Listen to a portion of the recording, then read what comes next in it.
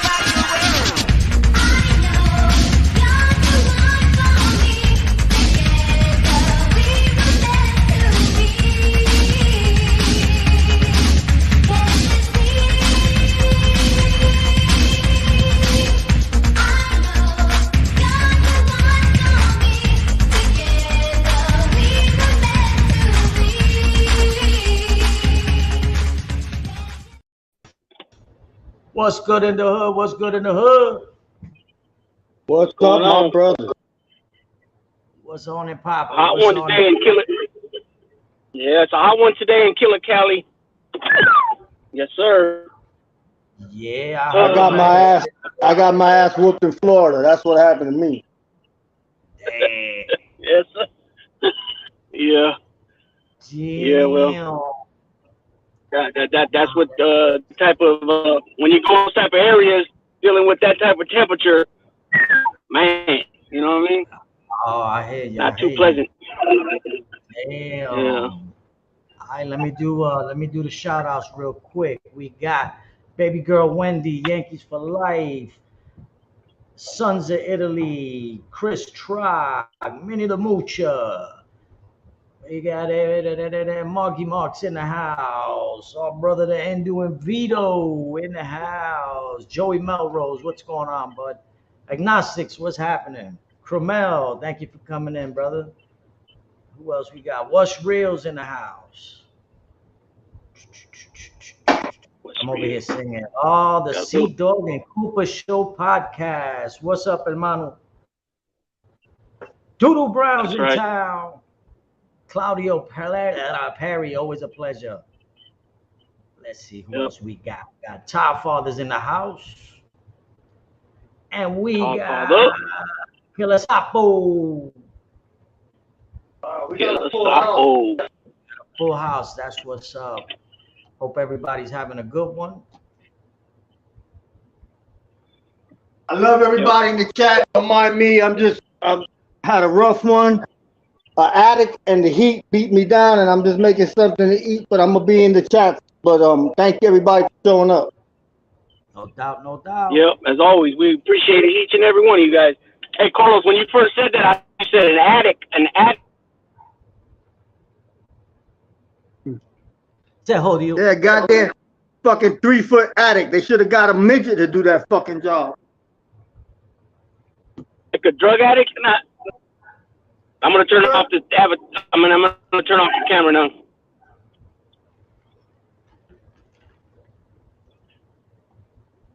Uh-oh, he turned off the camera and that was yeah, I turned the camera now. What's up with Chris Trock? Is Chris saying he's Cuban? Or is he making a mistake like some other cats have and saying what's up to us with the Cuban flag? It's a possibility. You know, everybody's mixed. It's honest mistake because the colors are exactly. Oh. I always find it funny because I've done that before. I've done that before with the Irish flag. There's the green, white, and orange, and then there's another. I don't know what country that is, but then it's the orange, white, with. So I've made that mistake as well. So that's why I find it funny. It's like yeah, the Italian flag and addict. the Italian flag and the Mexican flag. Yeah, well, yeah, that too. But the Mexican flag has been on it with the eagle. But yeah, there's another one that's like that too. That you can get easily confused. You know what I mean? And then the 5 countries in Central America, their flags are almost similar. The only difference with the Nicaraguan flag is that they got the 5 stars on it. But the other flags, El Salvador, Guatemala, and Honduras, are real similar. Real similar. Same colors, you know what I mean? So what you're trying to say is that people in the chat are false flagging.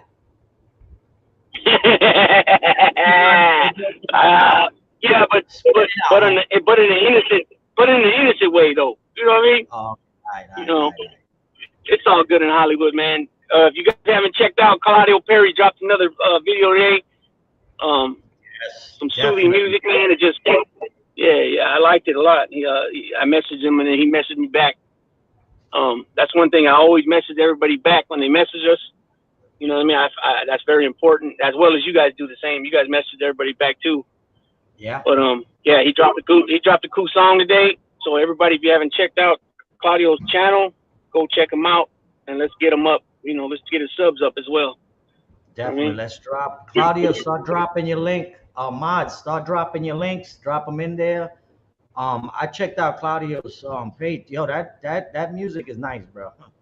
Like I said, yeah, that's why I call him the musical genius, bro. You know what I mean? I know it's a team of them, but he's, you know, I believe he's the leader, you know, in my book. So he's a musical genius, you know. Yep. And he's been doing it a long time since he was a little boy, you know. So yep.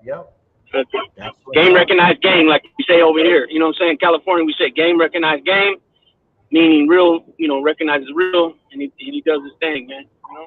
Yep. Cabeza Huevos, recognize Cabeza Huevos, same thing. Perry's man. Yep. Yeah, I'm not. I haven't been checking the chat. Anybody else coming in? Much respect and thank you for showing up. Definitely. What he's trying to say is we all the same. Correct, my brother. Correct. Right. So just chilling. I guess he went. Oh, wait. Oh, you're breaking up, huh? Yeah, the ghost of Panisi is fucking with you. Oh, why us? Why me? No, I'm playing. Wow. No, I was gonna say chilling. He's to Vegas and he showed the Bonnie and Clyde car. And from my understanding from what he said, the FBI, I guess it was the FBI, the G-men were after them, right? The number on him from the driver's side, or the, you know, because you know, you could tell where bullets were shot from. You know what I mean? They did a number on them guys. They killed like 8 cops. So when they made that one turn, they got hit with BAR, the Browning automatic rifle. It's a fully automatic 30-06, 20-box magazine machine gun. Those bullets are destructive. They did not have a chance. They got their asses lit up. Yeah. I seen your comment in there. I read it. Was exactly what you just said right now about the Brown 30s. I think you said, just you said now, and that's very informative. I told him I had no clue about all that. Yeah, I think he mentioned too about them putting 6-8 cops or something like that. So I didn't know all that. You know what I mean? So he also said they were more known not really for banks, but for funeral homes, taking off funeral homes and something else. I forgot what the other one was. Not so much banks. I guess they hit a couple banks, but they were like Dillinger and them. So I learned something there. What was crazy is that Bonnie was about 90 pounds for a woman, and she used to use a BAR. She used to rock that bad boy. So they killed them with their own type of armory. That's the perfect definition of ride or die chick. That's for sure. Oh yeah, most definitely. perfect definition. You know how that rolls, bro. Most definitely. She's the queen. She's the queen of that. But I remember some stories about some mean Irish ladies back in the day, back in New York, when they had the 5 points. I think it was back then. There was a few Irish ladies that were vicious. Bro, listen. There's a lot of things that come out on YouTube on this and that, but at the end of the day, yo, there was some crazy ass people, bro, for real, from all nationalities, bro. They used to do some real crazy shit. See what it was with her. There was an FBI agent on one of the raids where they found them in a stash house, and one of the agents ran at her, and she opened up with that BAR, and he hid behind a tree. It blew out almost all the side of the wood of the tree, and it went all in his face. And they asked him in the newspaper, you know what happened? He goes, that little lady opened up on me with that gun and put a whole bunch of wood inside my face. Damn. Yo. Damn. Like I said, bro, you'd be surprised, man. You see some people that's like, what's her name? Oh man, I forgot her name. She was running out there in Florida and New York. We mentioned her the last time. Pablo's starter. Oh, Griselda. Griselda, yeah, Blanco. Yo, we said she was mean, bro, but you know how many chicks were like that back in the day? Yo, she was out here. She was out here in my area. She was out here in my area too, because she was seeing that dude Crosby. Yeah, he was from Oakland, from 98th Avenue. I got a few cousins from that street, and she was seeing him. He was a young man at the time. You know, she was his sugar mama or whatever. But and then she was at the Federal Holding right there in Dublin, California, which is about I don't know 20 miles from where I stay at right now. Something like that. Dang. So it's right next. Yeah, it's right next door to the jail, the Alameda County Jail, which is called Santa Rita. There's a federal holding for women right there. Yep. So she was no joke. That lady was no joke, man. That lady was no joke. Nah. And then you're right. There's a bunch of them in history. Yeah, there's a bunch of women like that in history, man. There's quite a few, man, that didn't play, man. They were black widows or however you want to call them. You know? Yeah. No, that, you know what, bro? At the end of the day, though, look at how they all went out, though. Look at how they all went out, bro. Griselda was just straight ruthless, but she opened up the doors. Like people don't know, she invented the motorcycle hit. Yep, the motorcycle drive. That's how she got it by her own invention, bro. Right, but like Nelson said, they all end up all her sons dead, all her husband's dead. She ends up doing a gang of time, going back. Really, I'm really not sure what her story was after she got out of prison. But all these stories got terrible endings.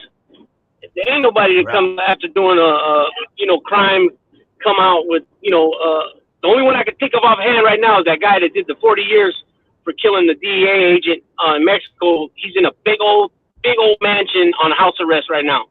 He's the only one I could think of that had somewhat of a, I guess I don't really want to even say a happy ending, but he was not dead and he's able to live. He's still got a lot of money left from back then, what's his name? What's that guy's name? Felix Gallardo, Miguel Felix Gallardo. Yeah, Yep. So they got another one who was he was a fucking a kingpin back in the day, bro, and he's still alive. Did a lot of stuff too, bro. You know who I'm talking about, Carlos? That which one? Dude. Who? He's the black dude, right? Accident.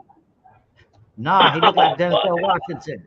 We got I might be crazy, but we all speeding because it seems like we all talking on top of each other, and it's like a whole bunch of gaggle and mumbling. Really? Who? That guy. I didn't hear any of that. Accident. Yeah, it's still happening. Yeah, that's on your end, Pop. It's over here. It's me. Hearing everybody. Yeah. So I'm exiting out. I'm gonna go to the other phone because it sounds like it's like a delay. So I'm out of this one Gotcha. for now. Gotcha. Yeah. Hey, well, you ever watch that American Gangster series? They did one on the guy out of Baltimore. I think his last name's Williams, and that they were able to use this program while he was in federal prison.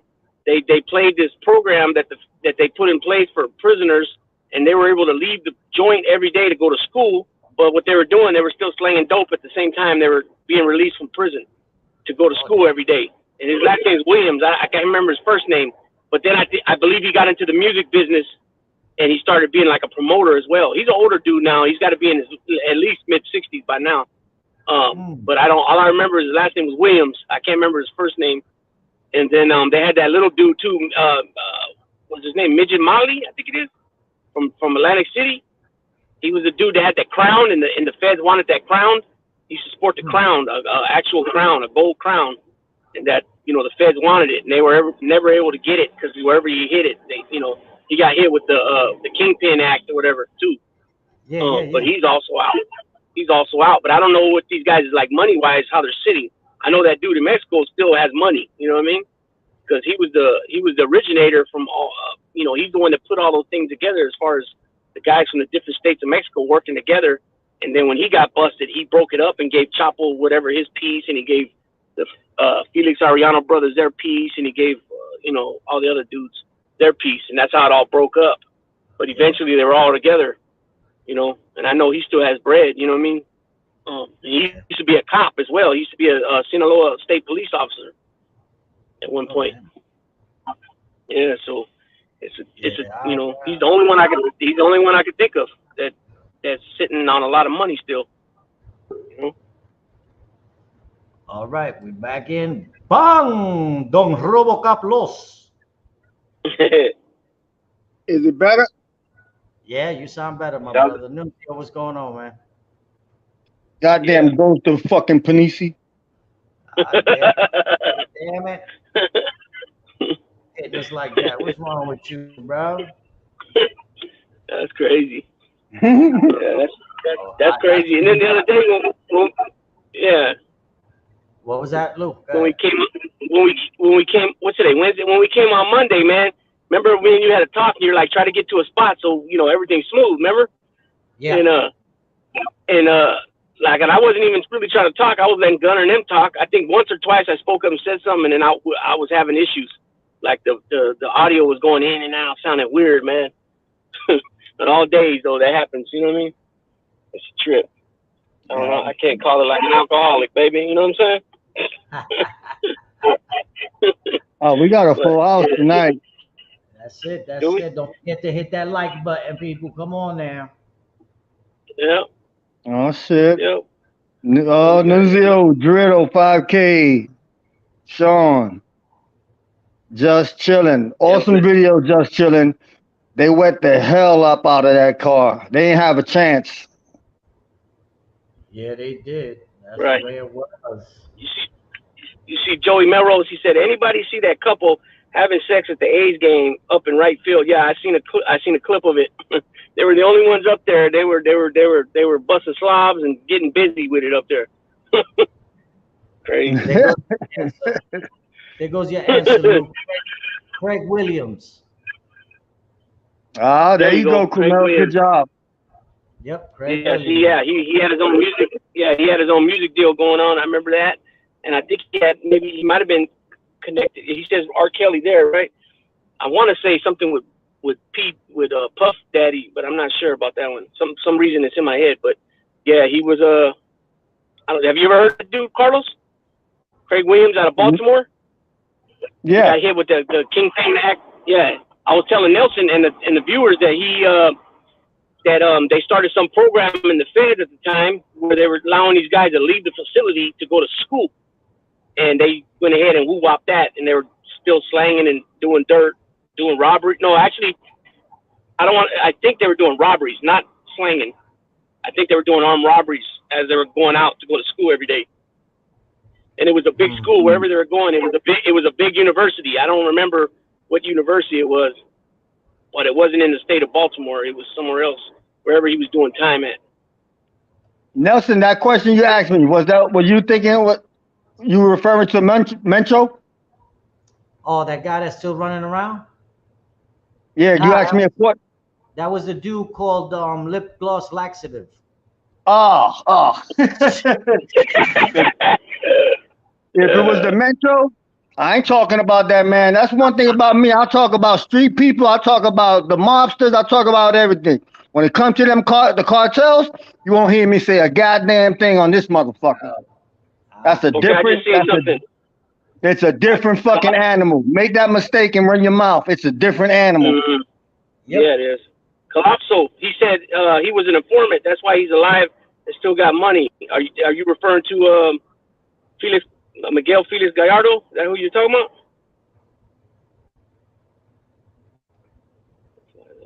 Nah, I think Gallardo, because Gallardo's dying, bro. If he didn't die already.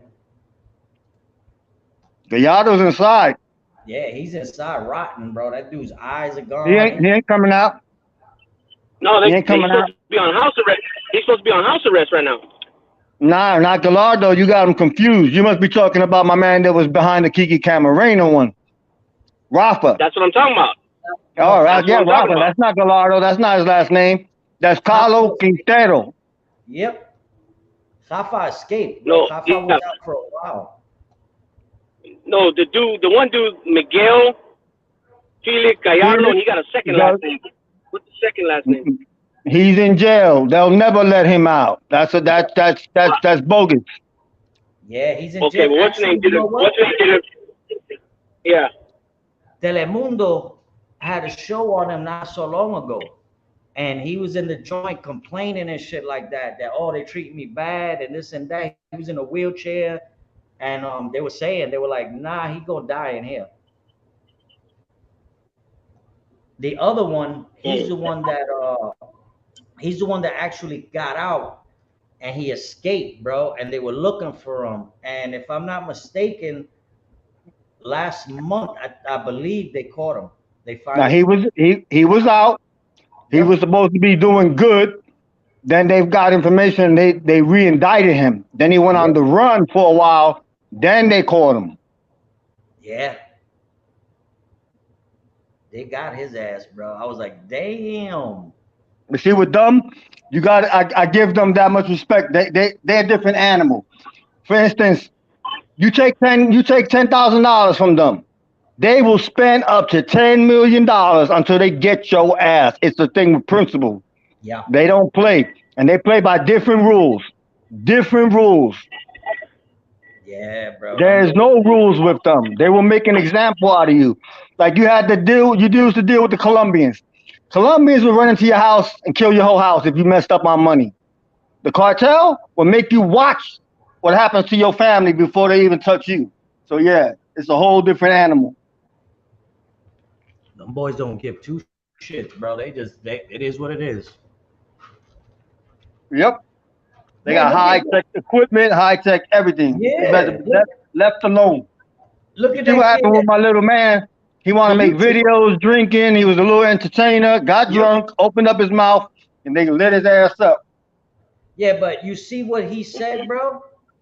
Did you see the comment he said that got him murked? Yeah. The comment he said was, "Chúpame la belga." That's what he said, bro. "Chúpame la belga," and his boy told him, "Shut up," and he kept on saying it, bro. And what, like 3 days later, they ventilated that kid, bro.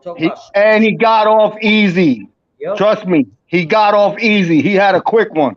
Yep. Carlos Quintero got caught in July, just last month. He got caught. Yeah. They caught him. There. Right. Okay. So yeah. Okay. And then I read on the other one, in 2019, he tried to get the Gallardo dude. He tried to get out in 2019 on house arrest. They turned it down. Okay. So I got the name confused. So it must be. So it's got to be the other one. The other one. What was his name? The one that was the uncle to the guy that was the El Señor de Cielos. I can't remember his freaking name though. You mean Armando Fuentes Carrillo? Yeah, that's El Señor de Cielos, right? Yeah, if he would have never died in the uncle. operating table, he would have probably been one of the biggest ones out. But Right, but it's wait, his uncle. It's his uncle. it gets better though. It gets Related better. somehow or another. It gets better. El Rey del Cielo, if you watch the Fonseca. documentary, that dude, so he went to escape the country. He winds up at a surgeon, right? The surgeon, when the cops run in, surgeon says, "Oh, he died." So now they look at the body, they do all that bullshit. Dude's face is all jacked up because the surgeon was supposedly working on him. Right. So now what happens? They go to pick up the body. Oh, the body, the state took him. They got rid of him, this and this and that. About a week, 2 weeks later, everybody that did surgery on him got murked. Oh yeah, everybody, even whoever mopped, whoever was operating the machine, the whole emergency room got rocked. Yep. They all got, well, it is what it is, bro. So that makes you think, bro. People in that realm that have that money and that power, they can do whatever they want, bro. Yep, anything's a possibility. So it's Fonseca, it's his uncle. His uncle was transferred to house arrest in July of 2016. He's 92 years old. He had 9 years left remaining on his 40-year sentence when they went ahead and put him on house arrest. His name is Ernesto Fonseca Carrillo. That's the uncle to Amado. Yeah. And he's the one in the big mansion. Yeah. Yeah, but it's the same thing like with this guy. They'll never let him out because it's also a political aspect. They put him behind the whole Kiki Camarena thing. And they got to save face. Right. There's no way in hell, even clemency, even feeling sorry for him, no way in hell they'll ever let that man out. They won't do it. No. Yeah. Well, I mean, shit. If you're living in a big old house, it's better than being in a joint at 92 years old. So, he lucked out on that one. No, I'm not talking about Fonseca. Fonseca he was a minimalist. Nobody understands how powerful Gallardo was. Yeah, all them guys are little guys. They even Chapo, they're little guys compared to Gallardo.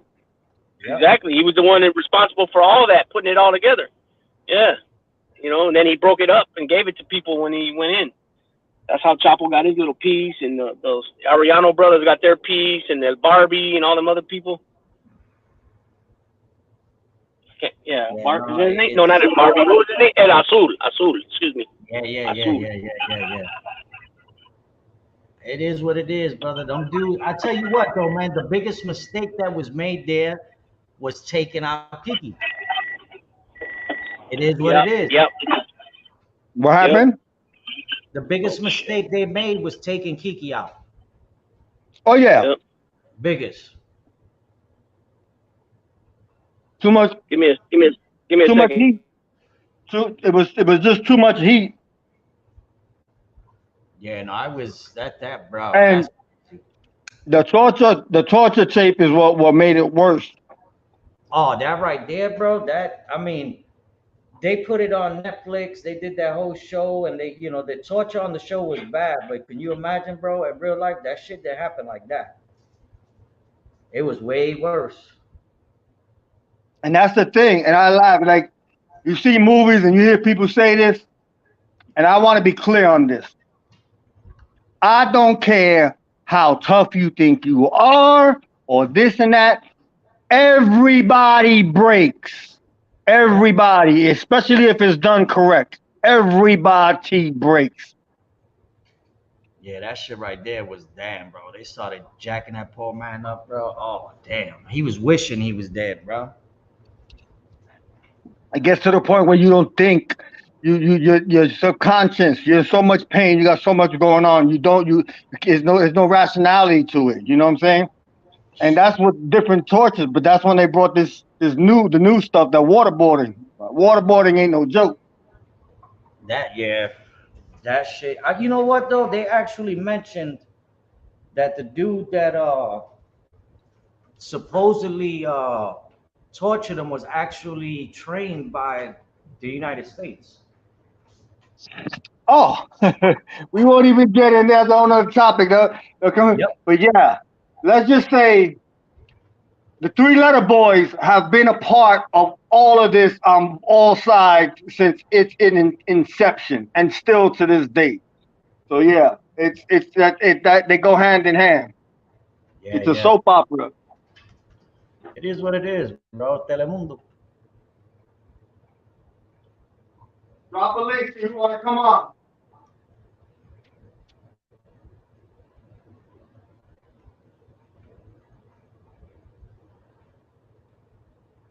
Hey, we started over with freestyle. We went over there to this I side. know we jumped over. I'm like, oh damn. We jumped off the highway doing 100. Damn.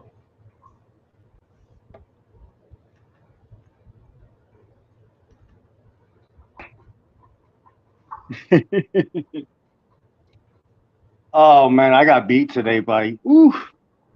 Bro, I believe it, man. I can't stand that shit, bro. I got knots on my head for standing up and banging on the wood. Bro, that shit sucks, man. I can't see it. I can't see it. Let me do something real quick here. All right, copy. Well, we got a lot of good people in the chat. Definitely, man. That's what's up. Thank you for the support. That's for sure. That was Salerno. What's happening, brother? That was Salerno, good guy.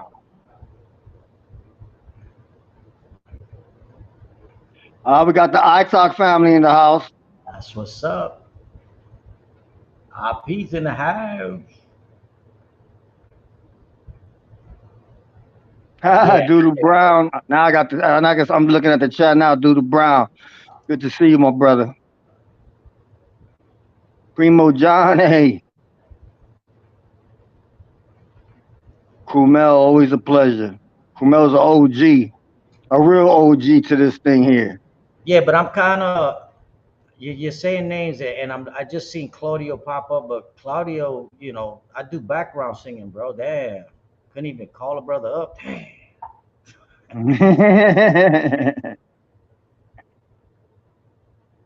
And shout out to the first lady of No Fly Zone, Pretty Monita, probably working hard. Yes, sir. You know how that works. But listen, let's get back into our topic of the night was the old freestyle music. Hey, it was funny because we were in the Home Depot picking up supplies, and my boss's nephew was like, "Freestyle." I'm like, yeah, you don't know about that, young buck. Yeah, bro. Yeah, that's what's up. So I played a few songs from the YouTube, and he was like, "I heard those songs before." He goes, because he just came back from South Africa. They went for 2 weeks, and he was like, "They were playing that in the clubs out there." I was like, "Yeah." Yeah, bro. That shit was the days, bro. Ah, shit! Here comes trouble. Manolo, cabeza de huevo. Cabeza huevo. Yeah. I'm gonna tap out and tap back in. Yeah, Air what's up, tank, Mike? bro. What's going on, fellas? I know this is a topic you enjoy. Anybody, you know how freestyle is, but that's what's funny. You get freestyle's kind of like disco. You have people that listen to disco, and you ask them about disco. Nah, I never listened to that shit. Bullshit. Hell yeah, that's bullshit. There were people jamming to that shit. Hell yeah. Yo. And freestyle. I remember when Mark Anthony was up on the Grand Concourse by Kingsbridge at that band shell, and he was up there doing his thing. Yeah, man, that's what's up. I remember. Listen, I remember Mark Anthony, and we went. Big Lou. We went to the subway. And bro, ese tipo estaba empericado, bro. They had to give us our money. Oh, back. Forget it. They had to give us. Yeah. It was a salsa night, and he was singing "I Will Survive" and passed out. What? Yeah. Hey, why you putting a bone on Mark Anthony like that? What you saying? He was fucking with that booger sugar? Ah, hell bro, yeah, he was. He had stones up. Dicen que porta como una vieja, una diva. Oh, yeah. Oh shit. That's what I've been told by people that are used to religiously watch him at the shows when he came out this way. All through California, they would see him in L.A., San Jose, Oakland, San Francisco. But they said after a while, like he pulled some shit like that, what Nelson just said, and they lost interest ever. And they told us because I was gonna order some tickets. He was gonna be in Concord, California, and I think it's called the Pavilion. And they told me, they said, hey, he might show up an hour late. He might not show up at all. And I was like, oh shit, my old lady really likes him a lot. He caught that bug that Hector Lavoe had. Yeah, Hector Lavoe was funny with shit like that. Yeah, Hector Lavoe was. Yeah. Notorious. Yep. That's why Willie had to make that move. Willie made that move to get rid of him and take on Ruben Blades instead. You know, and they end up selling the biggest hit album ever. Siembra is the biggest, most sold album in the history of salsa. You know what I mean? Hold on. Yeah, give me a minute. Give me a minute, fellas. Hey, Kumel, if that's you in the chat, the real Kumel, where we started at? Type that in the chat, because if not, that Kumel's getting bounced, because I can't verify it. Yeah, and then he went so far as to do that song where he says, no es que yo llego tarde, que ustedes llegan muy temprano. Yeah, that shit had me laughing, bro. Yeah. I think that's the real Kumel. I hope it is, because damn, people were gonna go that low to do a different Kumel. I've seen it. Jeez. I've seen it, bro. Bro, they do everybody. Supposedly there was supposedly that's what they saying, that there was a fake Teresa Murphy out there today. Yeah, well, I remember they did have a couple fake Big Lou. There was a couple fake Big Lou's, but then there's also a second Big Lou that he spells it with one G, and he's, I believe, Portuguese. I'm not sure where he's from, but I've seen him in different chats. You know, so, but there were some fake ones. From, you know. Yeah, I think that's the real Kumel. Yeah. He's going. Damn, they'll resort to anything, huh? Bro, you can't tell, bro. They have replicas like crazy, bro. Replicas pop up, and I hate replicas. I truly do. Yeah. They're the worst. Me and Kumel, we started this thing together. Kumel been there since day one with me. Yep. Well, the real Kumel, please stand up. Kumel. Yeah, no, there's a lot of them going around, bro. I'm like, wow. Yeah. It's Fakers. Yeah, and if not only that, there's a lot of these people. They'll have 30, 25, 30 different accounts. You know, different names, just to go at you. You know, to try to cause havoc. Yeah, I don't see how people can have so much time on their hands. I do my trolling every now and then, but I don't pick a particular subscriber. I'll create one. You know, I got like 3. I got one account that I've had all along, and I was under my real name for a minute. Then I was just under Big Lou, and then I was Big Lou No Fly Zone, and that was causing a lot of freaking confusion because people thought that the show was Big Lou No Fly Zone, and it wasn't. I would, you know, so then that's why I changed it to What It Do with Big Lou, you know, to try to, but there's still some confusion. And then there was some confusion with Carlos No Fly Zone, and then Nelson No Fly Zone. There's like with me, there's a Carlos Munoz that's a Jimmy Calandra supporter, and everybody thinks that it's me. And it's like, nah, man, that dude been on the screen and everything. He lived right by that, man. That ain't me. Yeah. One letter, because all they do is they see Carlos, and then they see M-U-N, and then they see the Z at the end, but they don't see that it's an O and not an I, you know, and they just, you know, and you could tell them till you're blue in the face, and they still think you're bullshitting. It's crazy, man. Actually, you know, I don't even think they think you're bullshit. They just don't give a flying fuck, and that's part of their agenda. Flying. Just, you know, just to wreak the havoc, trying to wreak the havoc on you, that's all. You know, because you know, we've said it hella times. You know what I mean? We've said it a lot of times on here. You know. So, yeah, it helps enforce the narrative. It's no big. Yeah. That's it, bro. I'm gonna create a new one for me, man. Oh no, Kumel, Kumel, we absolutely know you were never there. That's one thing about Kumel, and I have the utmost respect for Kumel. Kumel is the definition of what I consider a stand-up man. Because that man knows so much stuff on people, and to this day, even when they went at him, he chose to not even entertain it. And he could have exposed a lot of stuff, and he chose to be a stand-up dude and never entertained any of that stuff. He's one of those men that'll take his body to the grave. No, you got a lot of good people out there, bro. It is what it is. Oh, absolutely. You know. That's why I respected when he was like, I just want to have one wrench, and because remember we gave him a wrench, and he was like, I just wanted to have one wrench, and I was like, nah, we respect that. We're gonna do your wishes, you know. That's right. Right. Yo, I'm gonna create it. I talk. I'm gonna have to create another ID, bro. I'm gonna have to create one. Chancleta head. Chancleta head. I got the Punisher. I got Crooklyn Zoo.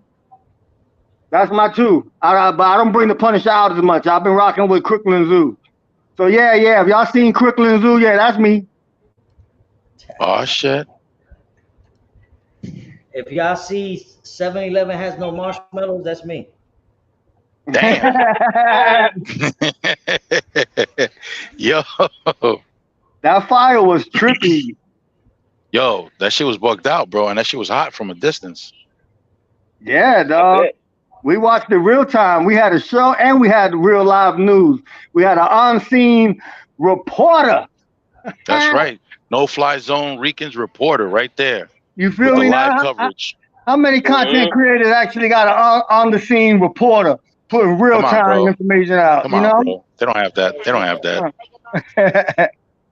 Oye, los Ricans. Esta noche en el Coliseo Internacional bajo de techo de Caguas con los No Fly Ricans. The only difference is we say it different, bro. You see a fly like that. En otra palabra, se jodió el cabrón, no tiene un truco. Hey, people in the chat are like, what the hell are they talking about? Oh my God. That's some kind of code or something. What the hell? Oh, damn. What are those gatos saying? What's the cat saying, man? Yeah, we gotta Are you allowed? Hello. Are you allowed to say K-Bron? Can you say K-Bron without getting in trouble? K-Bron? You trying to say K-Bron or cabrón? Exactly. Yeah, that was the other night, Tom Armchair. He'll get better.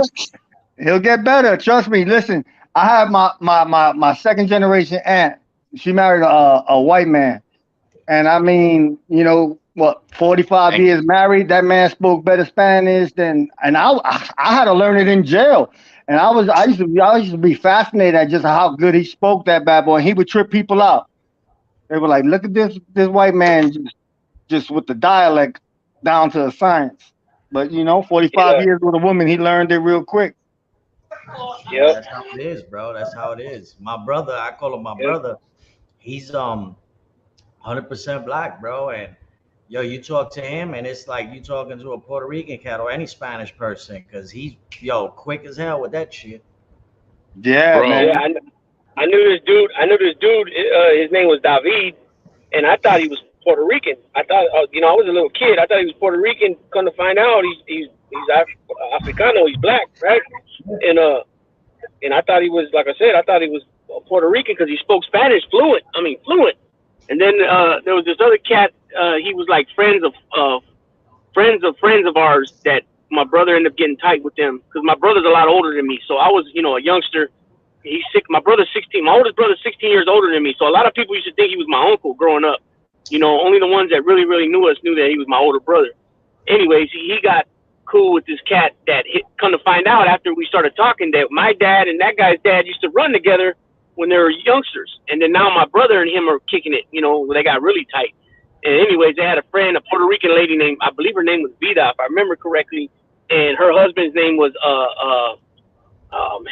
I can't. Oh man, I can't remember. But he was a white dude, and he worked for the garbage company, the scavenger, Oakland Scavenger. Anyway, Blake. His name was Blake, and this dude ended up speaking fluent Spanish, just like Carlos was saying. You know, he was with the lady like 30 years. You know what I mean? So he was all into the food, our foods, and bumping. I mean, if we wanted to go get some music from him at that time, he's the one that had it. Willie Colon, everything, Fania, everything, old school stuff. You know what I mean? He had it all, and you would think he was, you know, you wouldn't think if you didn't know any better, you'd think he's Puerto Rican. You know what I mean? Yeah. So there's a lot of people like that over the years. They marry a certain lady, or opposite. The lady marries a man of a certain nationality. You know, they love that person so much they start taking the customs, the music, the language, the food, everything. You know what I mean? And it's a beautiful thing. My cousin, bro. Anybody would think that she was from the Sudan or something, or the Congo or something like that. But she's Hispanic, bro. But she was so dark, bro, that if she put on yellow lipstick, she looked like a cheeseburger, bro. That's how dark she was. Oh, shit. Yo. like Grimace? Yeah. Yeah, big time. And she right here in the United States, she would freak people out because she started talking Spanish. Like, of course, that's what she was born and raised on. Yeah, people would freak out, bro. I had my little man I grew up with, my man Gary G Money, God bless the dead. Black, both parents. Spoke better Spanish than most of the people in the area, danced, all that shit. And it was funny because we went to a McDonald's, the McDonald's that's over there on Tremont by Arthur Park. And, something was wrong with the burger. So he goes up to the register and he tells the employee behind, he was like, something's wrong with the burger, this and that.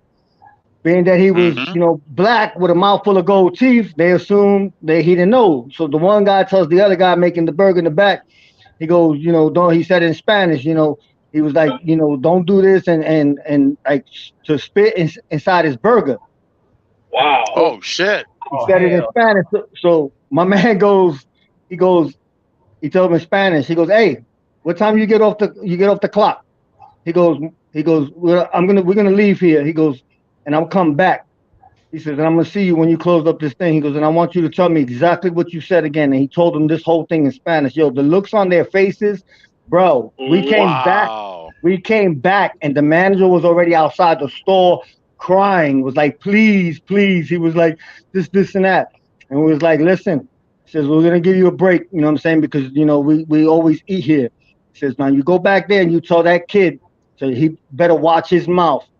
I said, because if not, I said, if it wasn't because we know you, he'd be having a session in Rivera's right around the corner. Oh damn. Yeah, I knew somebody. I knew somebody that happened to too, and he's not even really dark. Like he's not even dark at all. He had like a little curly hair, but it was like a loose curl. And we used to call him Tito, Norbertito Rosario Rivera. That was his name. And oh damn. He heard some people talking shit, and his dad worked for the same garbage company that the guy I just talked about, and they knew each other too. And and so anyways, he heard these people talking shit, and it was the same thing. It was at a restaurant. Carl's Jr., and they were talking shit, and he heard them talking shit, and he answered them back in Spanish, like, you think I don't know what the fuck you're saying? And they looked like that bewildered, that puzzle look, like a deer in headlights, like, oh shit, you know what I mean? Crazy look. Yeah, and he wasn't dark. He wasn't dark or nothing. They were calling him. Yeah. When I was a cab driver in New York, they were doing that shit to me, man. They would start talking shit about me in Spanish, and they didn't have any clue, bro. Till I turn around, I start, they're like, oh shit, yo, you Spanish, dude? Says, hell yeah, but I'm black from the waist down, so you already know. What? Yeah, bro. The look on their faces when they realize that is always priceless. It's always priceless. Yo, Boss Lady. Shout out to Boss Lady. Thank you for showing up. Priceless. Yep. Yo, it was a trip, bro. Back in the day growing up, I mean, motherfuckers made mistakes, bro. It was like, okay, Timo thought I was from Hell's Kitchen. You feel me? So, it's that thing. Yeah, you said something a minute ago. Yeah, when you see somebody walking, I looked white. My man is 100% black. You already had, or Hispano would be like, mira ese blanco, mira el prieto ese, Bro, they would get a rude awakening, like, oh shit. But For then real, you for gotta, real. but then you gotta love when they talking all that blah blah shit, man. And then when you come out and you tell them, "Que tú dijiste?" Oh shit, you Spanish, bro? Bro, I met Chinese people that spoke Spanish. Yeah, Yep, man. Japanese, Yep, yeah, yeah, Arabic. There's like all the ones that run the liquor stores over here. They all speak Spanish fluent. bro. You know what? Puerto Rico's got a lot of Chinese people, yo. I remember Yep. when I lived Yeah. out there was a Chinese restaurant, bro, and I used to go in there and eran tochinitos. So I was like, oh shit, that's what's up. And all of a sudden there was a bar across the street from me, and I used to see the man go in there every day, bro. He was going to have his Heinekens and play dominoes, and I heard him tell this dude one day, "Vete pa carajo, hijo de puta." I was like, what the fuck? Damn. Yo, this boy, he didn't play, bro, but that caught up to him, man, because the drinking, bro, he got hit by a freaking car and they killed his ass, bro. I was like, damn, bro. Diablo, vete pa'l carajo. Vete pa'l carajo, hijo de puta. He said that shit good as hell, bro. Yo, Yeah. that's like, yo, that's aggressive, man. Yeah, Joe Delamura, you're right. They speak Spanish in the Philippines. Yeah. Yeah, my goddamn my Sully was from the Philippines, and he spoke perfect Spanish. And damn, that man was a hell of a cook. Yo, I never forget. Like, commissary was shut down for inventory, and that's probably it was good if you had a store, but for the regular, convict, it sucked because you had to wait 2 weeks for commissary to back open, so everything doubled in the thing. And there was everybody made nachos inside, and there was no cheese. I mean, literally, there was the cheese spread. There was none. There was none at all. And I come into the room one night. He goes like, "You want some nachos?" I'm like, "Yeah, but there's no goddamn cheese." He goes, "Do you want nachos?" I said, "Yeah, I want some fucking nachos." So I go to the TV room. I'm chilling. He bang on the glass. Come out, come out. I get a bowl. I'm looking at him. I'm like, "Bro, where the fuck did you get nachos cheese sauce from, bro?" He goes, "Bro, just eat, man." So I'm eating this shit. I'm like, "Oh my god, this shit is incredible, bro." He used Hershey's syrup and some other ingredients, and this man made nachos. He was a beast, a beast. Everybody that tasted it was like they didn't believe him. There was like no way. There was like no way. Even the Italians were like, "How the hell did you get cheese spread?"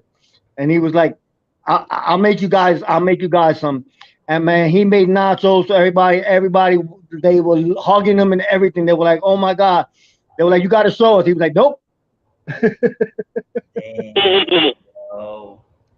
I wish I had somebody here that was from like when I was growing up. We used to have Graham Avenue out in Bushwick, and Graham Avenue they had now it's called La Avenida Puertorriqueña, and they had Oh, a word? churrito spot. They had it was a corner spot, bro, and it was what the fuck, El Faro. I think they called it El Faro.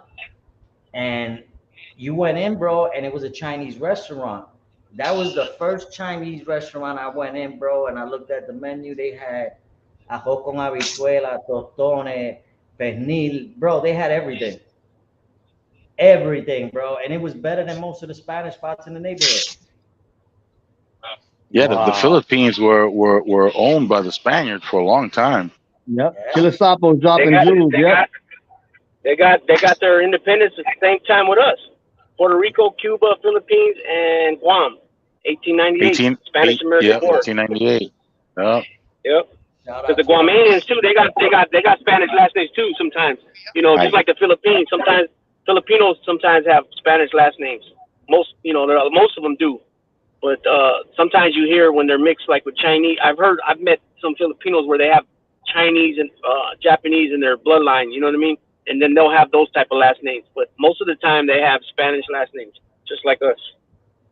Yo, it's funny we talking about this, bro, because I rolled into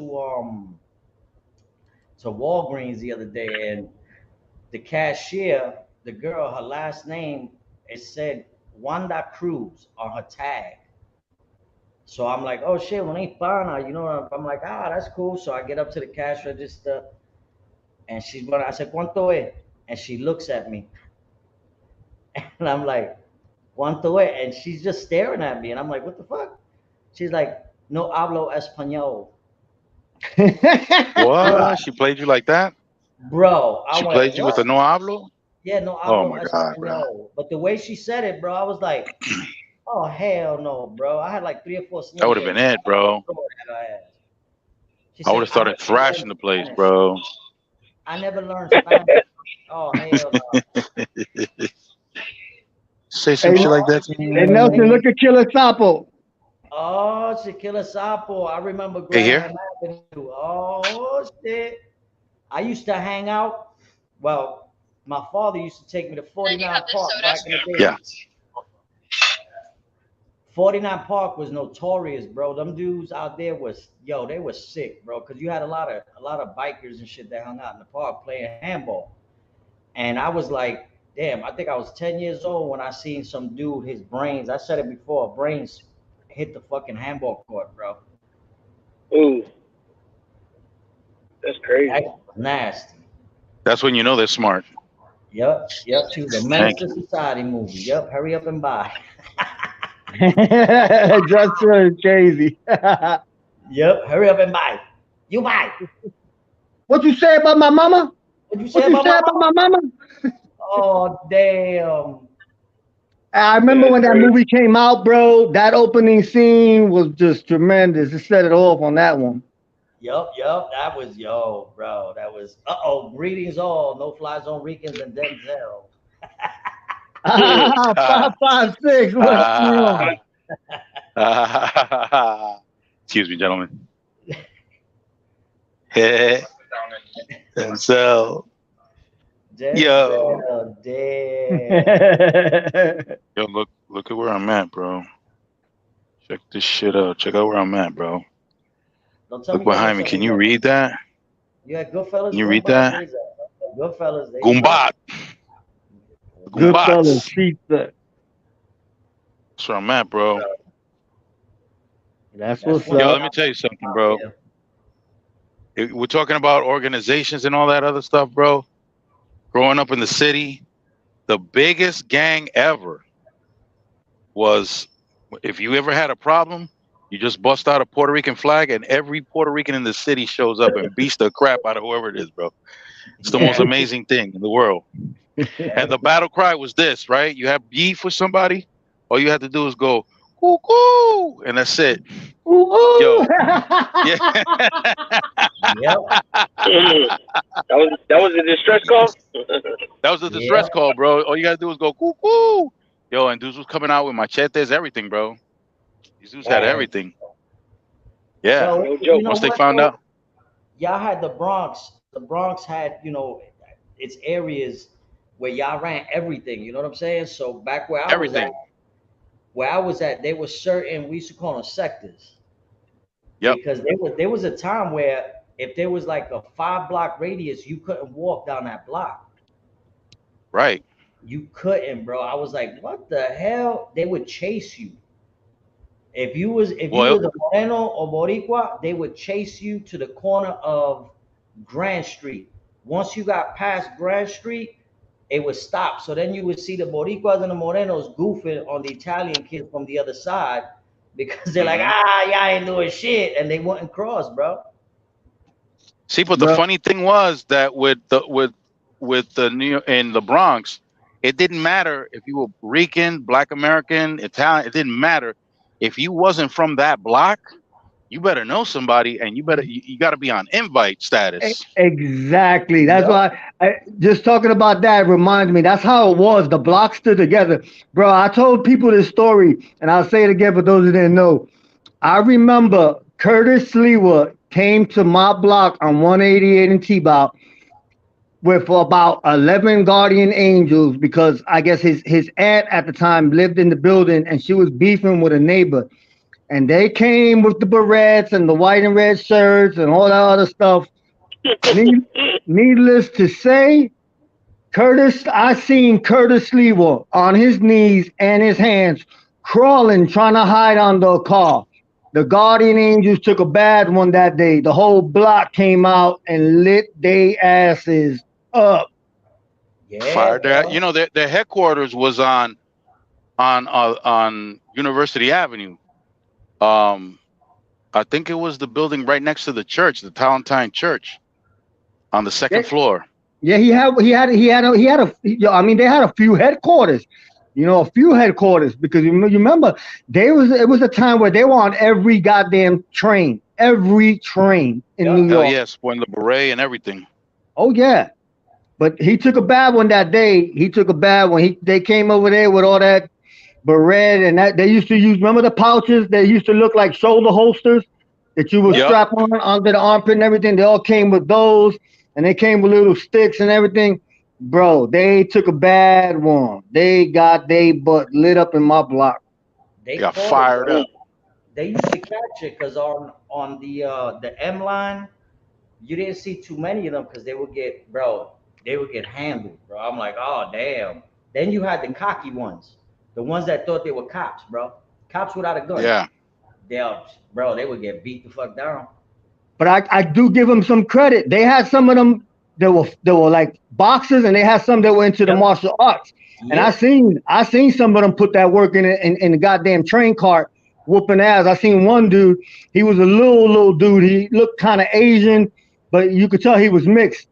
Bruh, I watched this little dude whoop like 6 dudes in a goddamn train cart, and I was just like, oh, look at him getting off. He whooped like 6 dudes' ass. He wasn't playing, and he was leaking. He took a couple of shots. He might have even got stuck, but he was nice with his. He was throwing kicks. He grabbed the goddamn pole that you fucking hold on to and did a spin and kicked like 2 in the face. I was like, yo, it was like a movie going on. So they had some that got busy. That motherfucker crazy. That mother, you see bro. We seen some crazy shit on the subways out there, bro. The subways are the best. The subways are the best. Especially on Friday and Saturday nights. Yo, what? Oh my God, what? It was always an adventure. Yeah, they grabbed this dude with his suit. They were beating on his ass. They grabbed him by the legs, put him upside down, shook that motherfucker till all his shit came out. Wow. They beat bro. They beat the stripes off his suit, bro. They left him on the floor like a spaghetti, bro. Beat the hell down. Yeah, they used to have stuff like that. We don't have the subway over here, but we got the BART.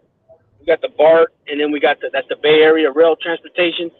And then we got that runs you through the whole Bay Area, but they're starting to run it now. Like we're going to go to San Jose and like Tracy, so it's going to spread out more to the Silicon Valley and then the Valley. But you had things like that going on, and I remember them sending Guardian Angels out this way. They were out here for a little bit, in Oakland and stuff. And then you'd have stuff going on like that. People's getting their stuff stolen from the BART, and then also from the bus that ran through the whole Bay Area. So from Fremont, Oakland, all through the East Bay, Alameda County. I think it was called AC Transit, Alameda County Transit. Yeah, all that type of stuff was going on those 2 public transportation. But in all honesty, we didn't really need them in New York because all the fellas from the block, they used to take care of their own. They used to take care of their own parents or grandparents.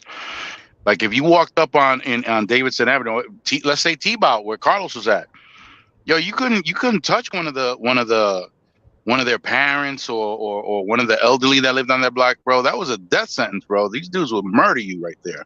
Oh yeah, on my block. Listen, both my uncles would sit across. There was the back exit to the Crazy Eddie. There was a back door that had a little stoop, and my uncles would sit there all day and play chess with each other.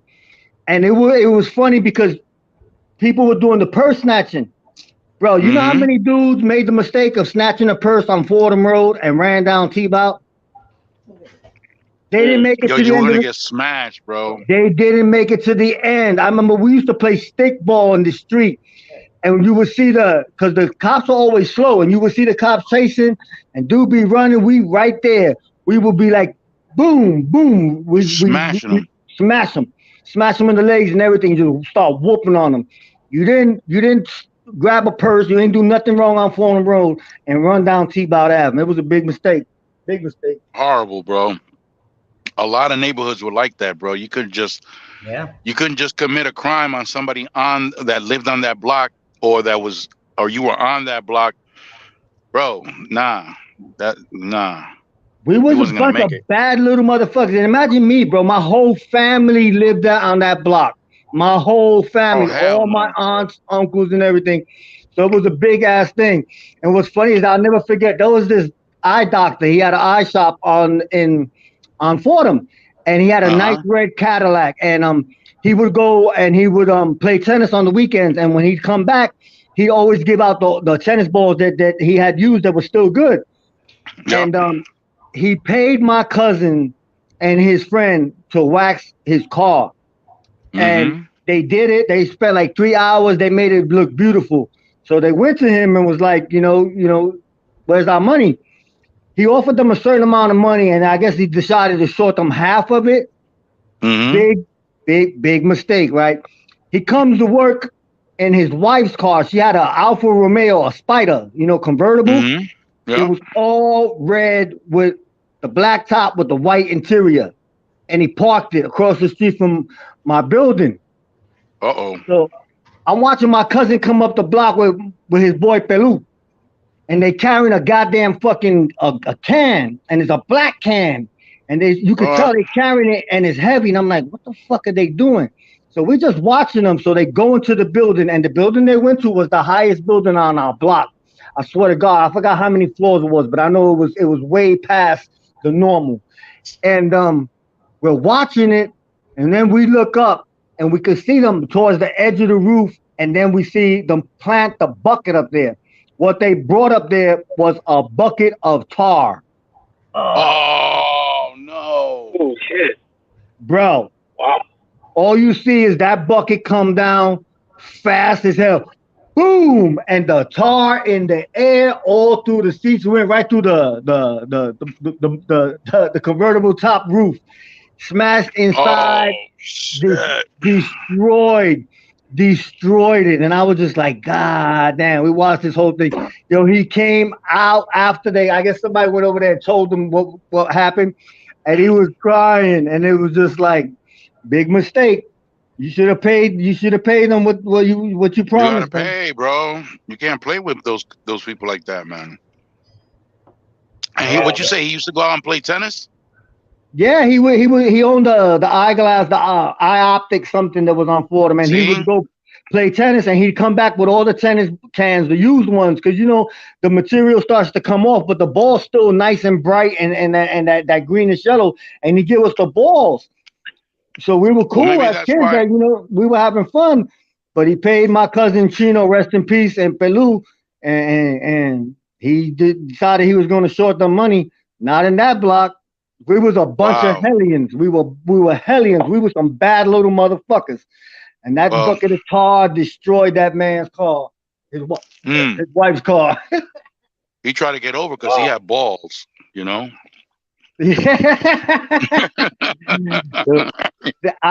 When his wife seen that car, she ripped them shits right off of him. I know that. Oh my God, no, it was over.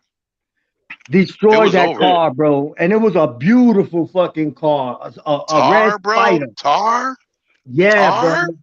Tar. That and then that shit came was the smashing through. Oh, forget about it. And you know what? My cousin didn't get in trouble, neither did Pelu. No. That was a different era, bro. Bro, we had another kid that lived in our block named King Kong.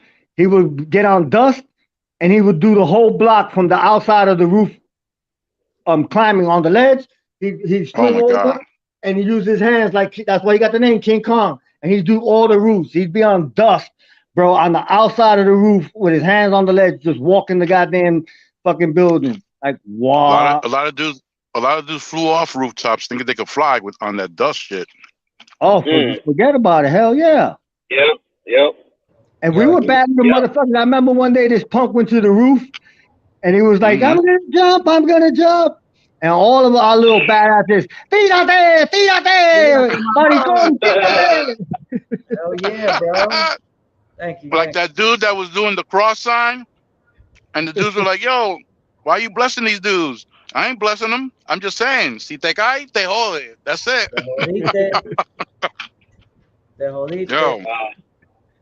Yo, we got whooped for that one, though. We got what for Are saying you there? tírate, tírate. Oh shit. Now listen, we had dudes back in Brooklyn that you got to remember in them days, those were the Manteca days. You know what I'm saying? So Oh hell yeah. you had them dudes that were scammers, bro. They would go and hit the dealers, bro, for like fucking 5, 6 bags, whatever, and bounce.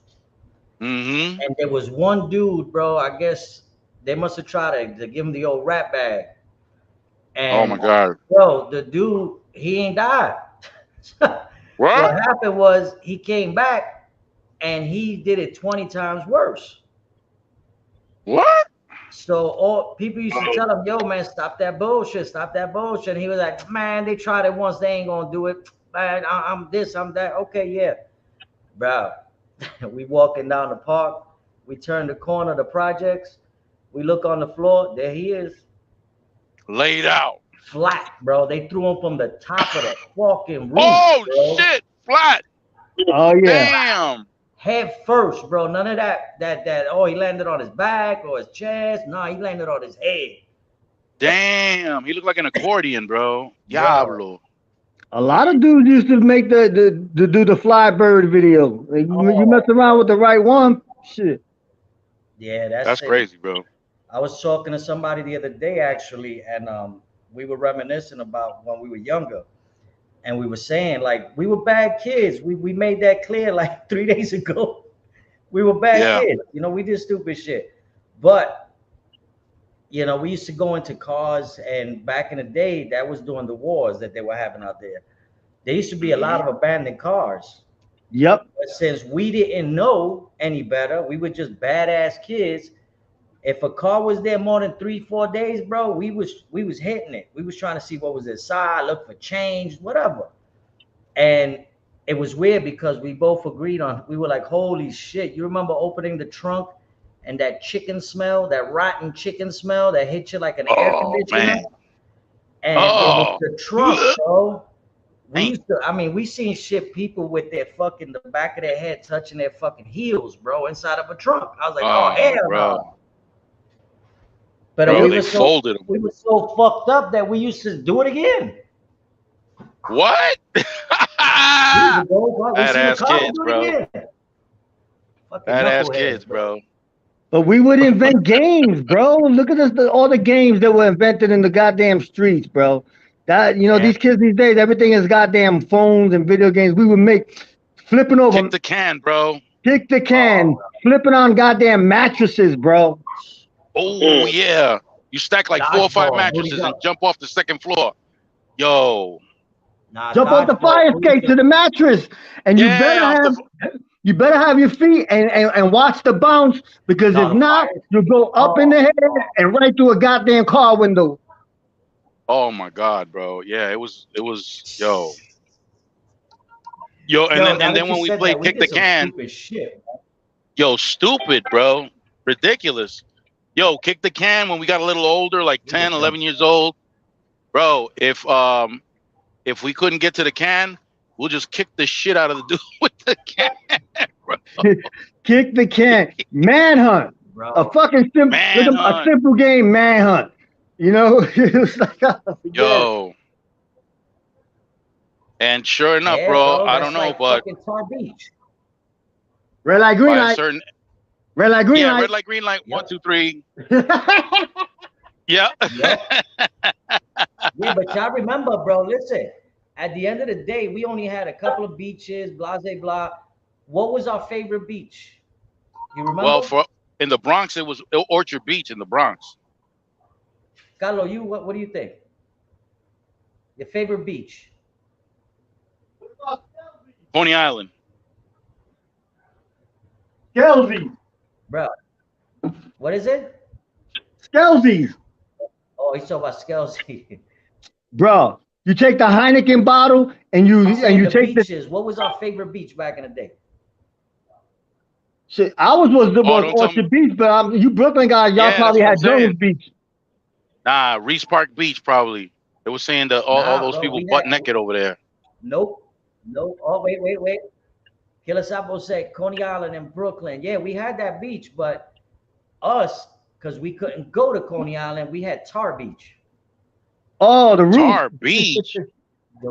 Oh, roof, forget it, bro.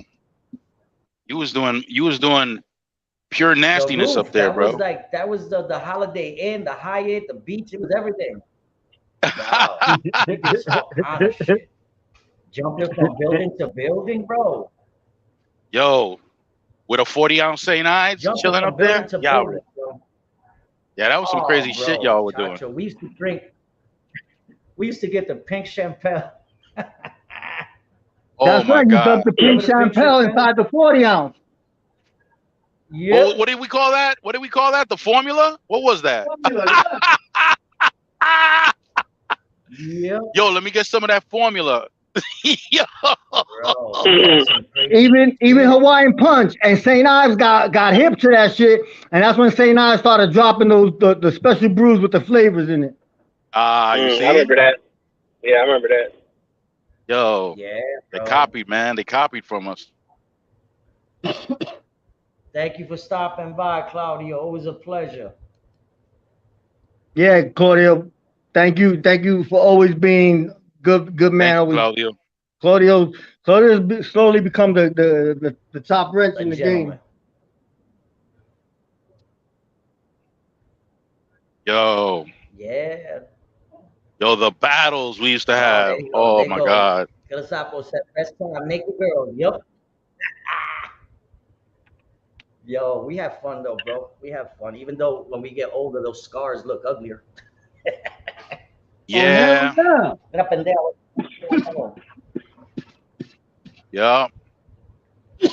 I remember you gotta give me a second, bro. For some reason, every time I get online, bro, my dog wants to play ball. What? Bro, it never fails. She grabs the ball and brings it to me and drops it like, throw the ball. So I'm gonna mess up right now. I'm gonna throw 4 balls at the same time. Oh my God.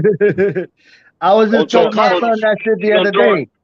I was like, if you ain't got no goddamn battle scars, you don't know how to play. Yeah. So Carlos, when you was out there, Roosevelt was still all female, right? Hell no. Or did they change over? Because it was all female at one point, right? Or was it? I know Clinton was all male. That was Dodge High School. Okay, because my brother went to Clinton and that was all males. Now Roosevelt was co-ed. Dodge was like that, and then it switched over too. Yeah. Roosevelt got crazy later on in the 90s. My favorite was Aquinas. You can't beat a girl in a Catholic school uniform. Nope. Okay. Nope. Aquinas. I was just gonna say that, bro. That's what we used to do. We used to go by the Catholic school, bro. Cause wow. Yeah, man.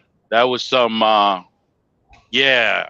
I don't even want to elaborate, but it was like, yeah. Yeah, bro. Listen, I had an ex-girl. She was the truth. Her name was Josie. She looked like Christina Milian. That was my baby. I used to love picking her up in that Catholic school dress. What? Woo! Nothing about that Catholic school with the stockings and the skirt. Oh, it's a wrap, dude. It was over. Yo, wow. It was over. Yeah, bro. Yeah.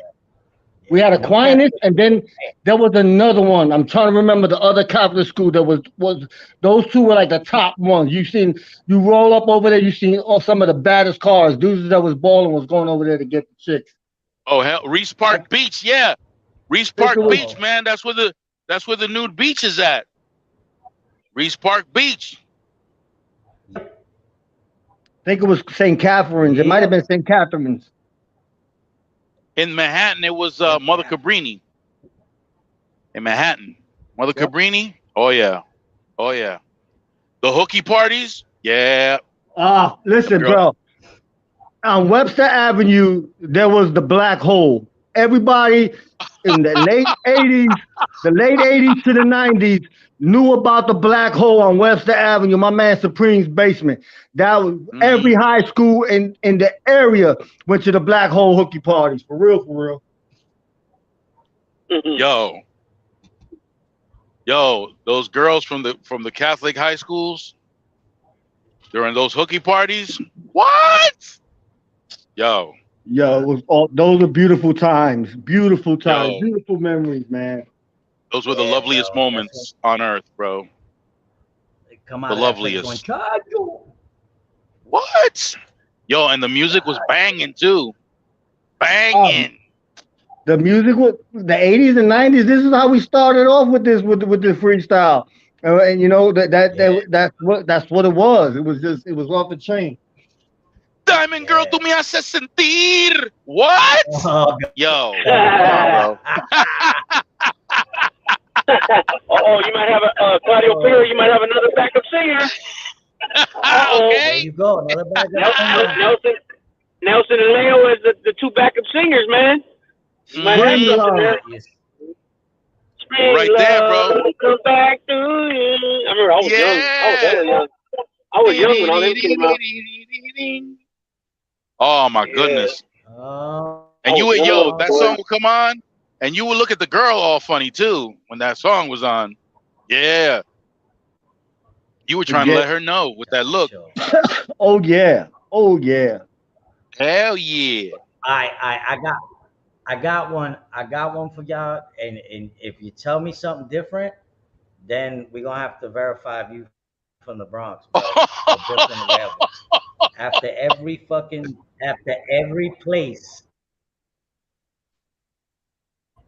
after song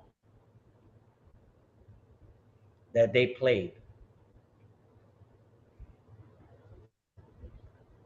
Who? What's one? Diamond Girl? Remember?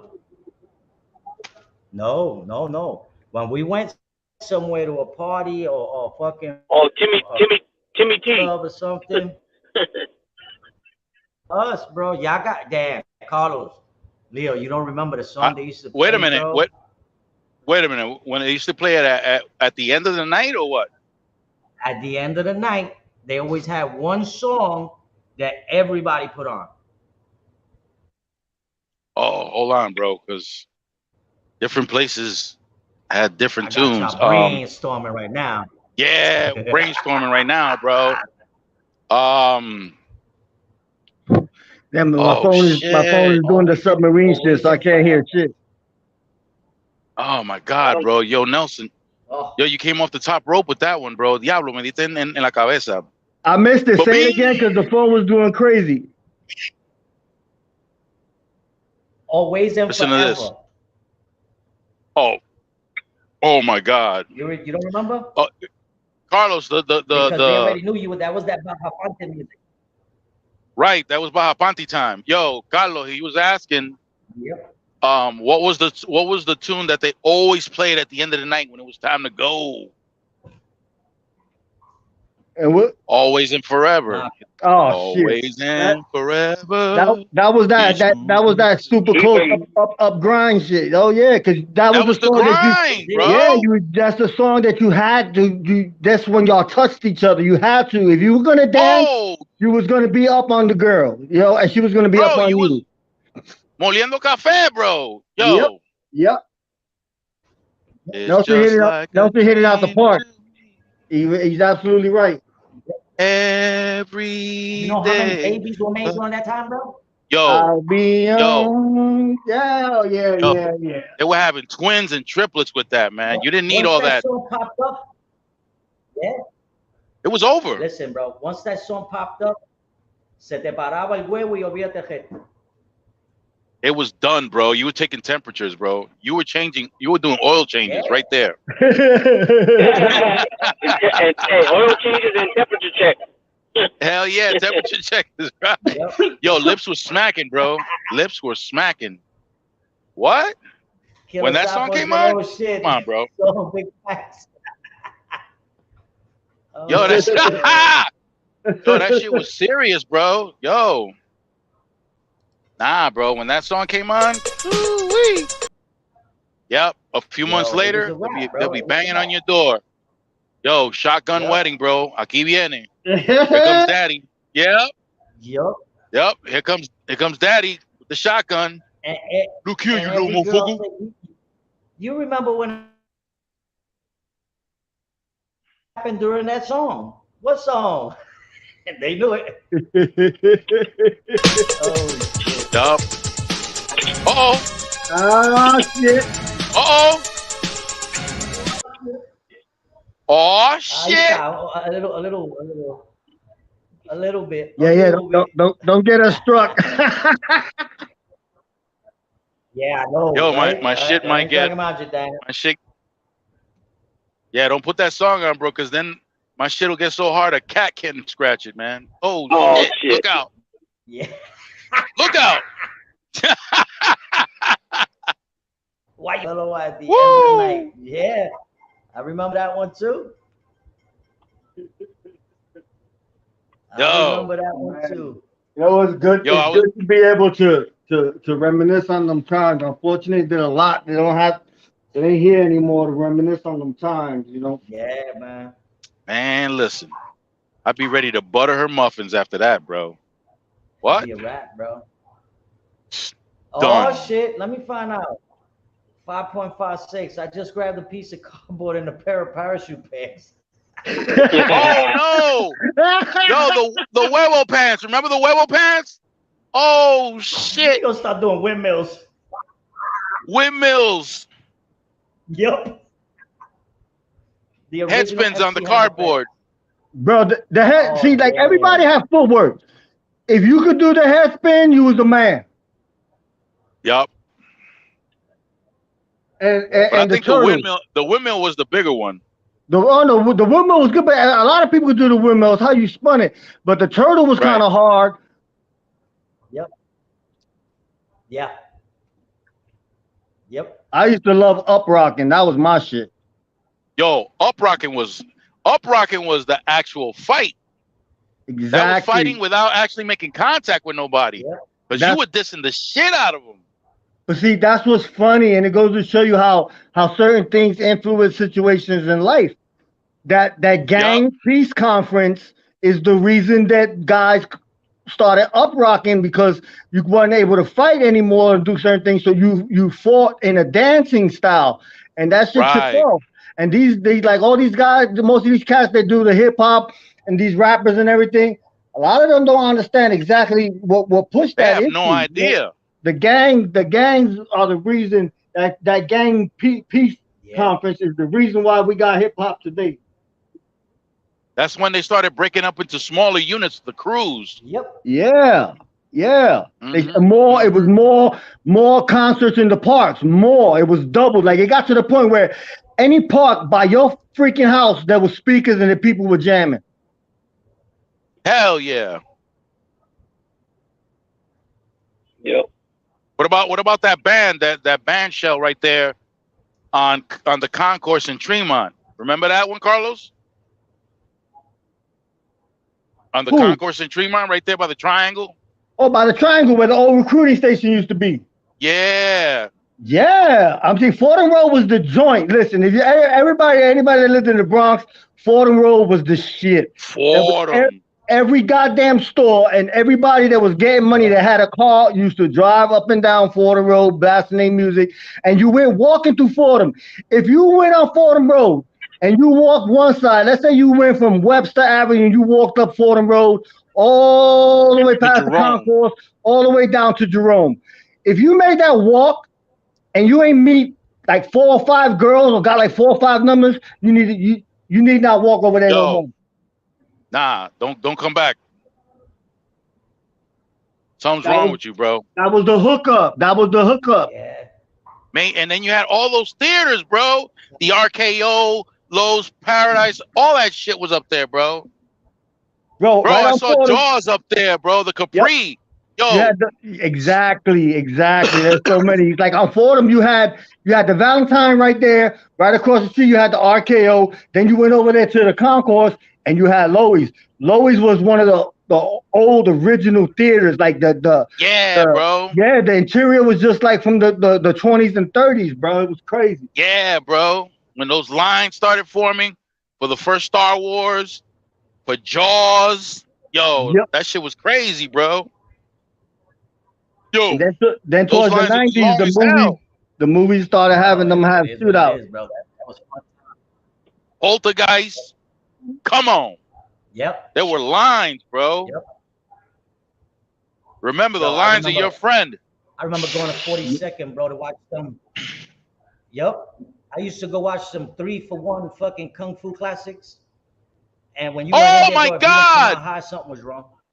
The Deuces was the Deuces was the shit. But you had to be on point. You had to be on point because you'd go down there if you didn't have a couple with you and you didn't have a friend like a pocket friend. You was getting your shit. Yo, you was gonna bump into Brooklyn Cats and shit like that. It was about to be on.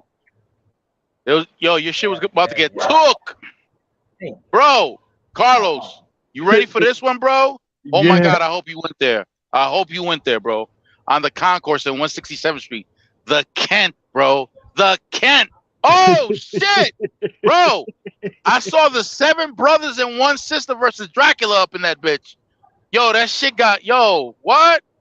Bro, me and a couple of friends of mine went up there. Yo, we went out there fucking each other up, kicking each other in the face, all kinds of shit, flying kicks, everything. We thought we knew our shit.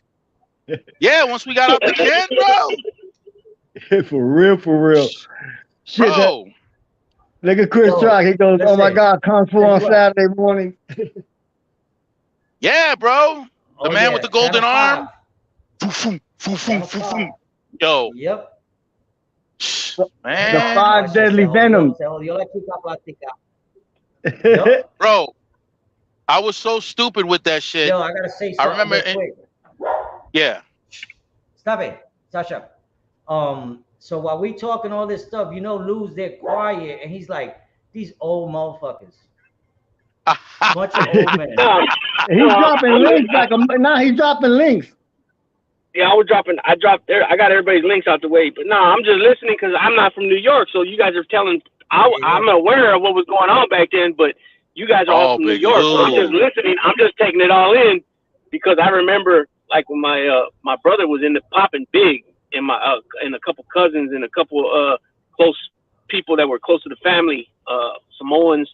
This one Samoan family that's from here, and I remember as a kid, I was only like 4 or 5 years old, but I remember them all coming over in our garage, and and they were practicing, and they had their crew, you know what I mean, and they was pop locking. Some were doing you know what I mean, and some were doing and some were doing the pommel horse and all that. They were breaking and different things, but my brother was just straight up popper. You know what I mean? They were doing the tut. They were doing the tut. I'm just reminiscing, thinking about all that right now. It's like time flies, man. Like you just said, Nelson just said, you guys are old motherfucker, whatever. But no, what I was thinking, like, damn, man, that time flew, man. 40 years ago, close to 40 years ago. Yeah, it did. But the biggest shit about that is what Carlos brought up, which is the uprock. Uprocking was the shit, because that's when you used to have your own crew and other crews used to pop up and they thought they were bad, talking shit and all that. Yo, I don't even know how we didn't really get into fights, because when you were up rocking, bro, you got up in the dude's face real close, bro. You can feel that wind going by. Oh shit. Right. Right. And my brother that the one I'm speaking of that was all in the popping, he's born in 67, so he's 55 years old now. You know what I mean? So, cats used to get right up in you, grab your head off your shoulder. They grab your head off your shoulder. They might kick it like a field goal. They might bro. Or put your head right on your private part, bro. Toma, cogeta. That too, yeah. And then to think about all the different times that they try to make comebacks. I remember when I was in high school, these cats try to make comebacks, and bring the popping and the breaking and all that back, but to me, they couldn't get down like the original, like when it first hit. That's just my opinion. You know what I'm saying?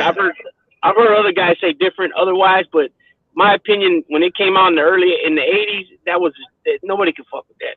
You know what I mean? I mean, as a whole, I'm saying, because of course you're gonna have guys, different eras that can get it, and they're they do their thing, but I'm saying as a whole, you know what I mean?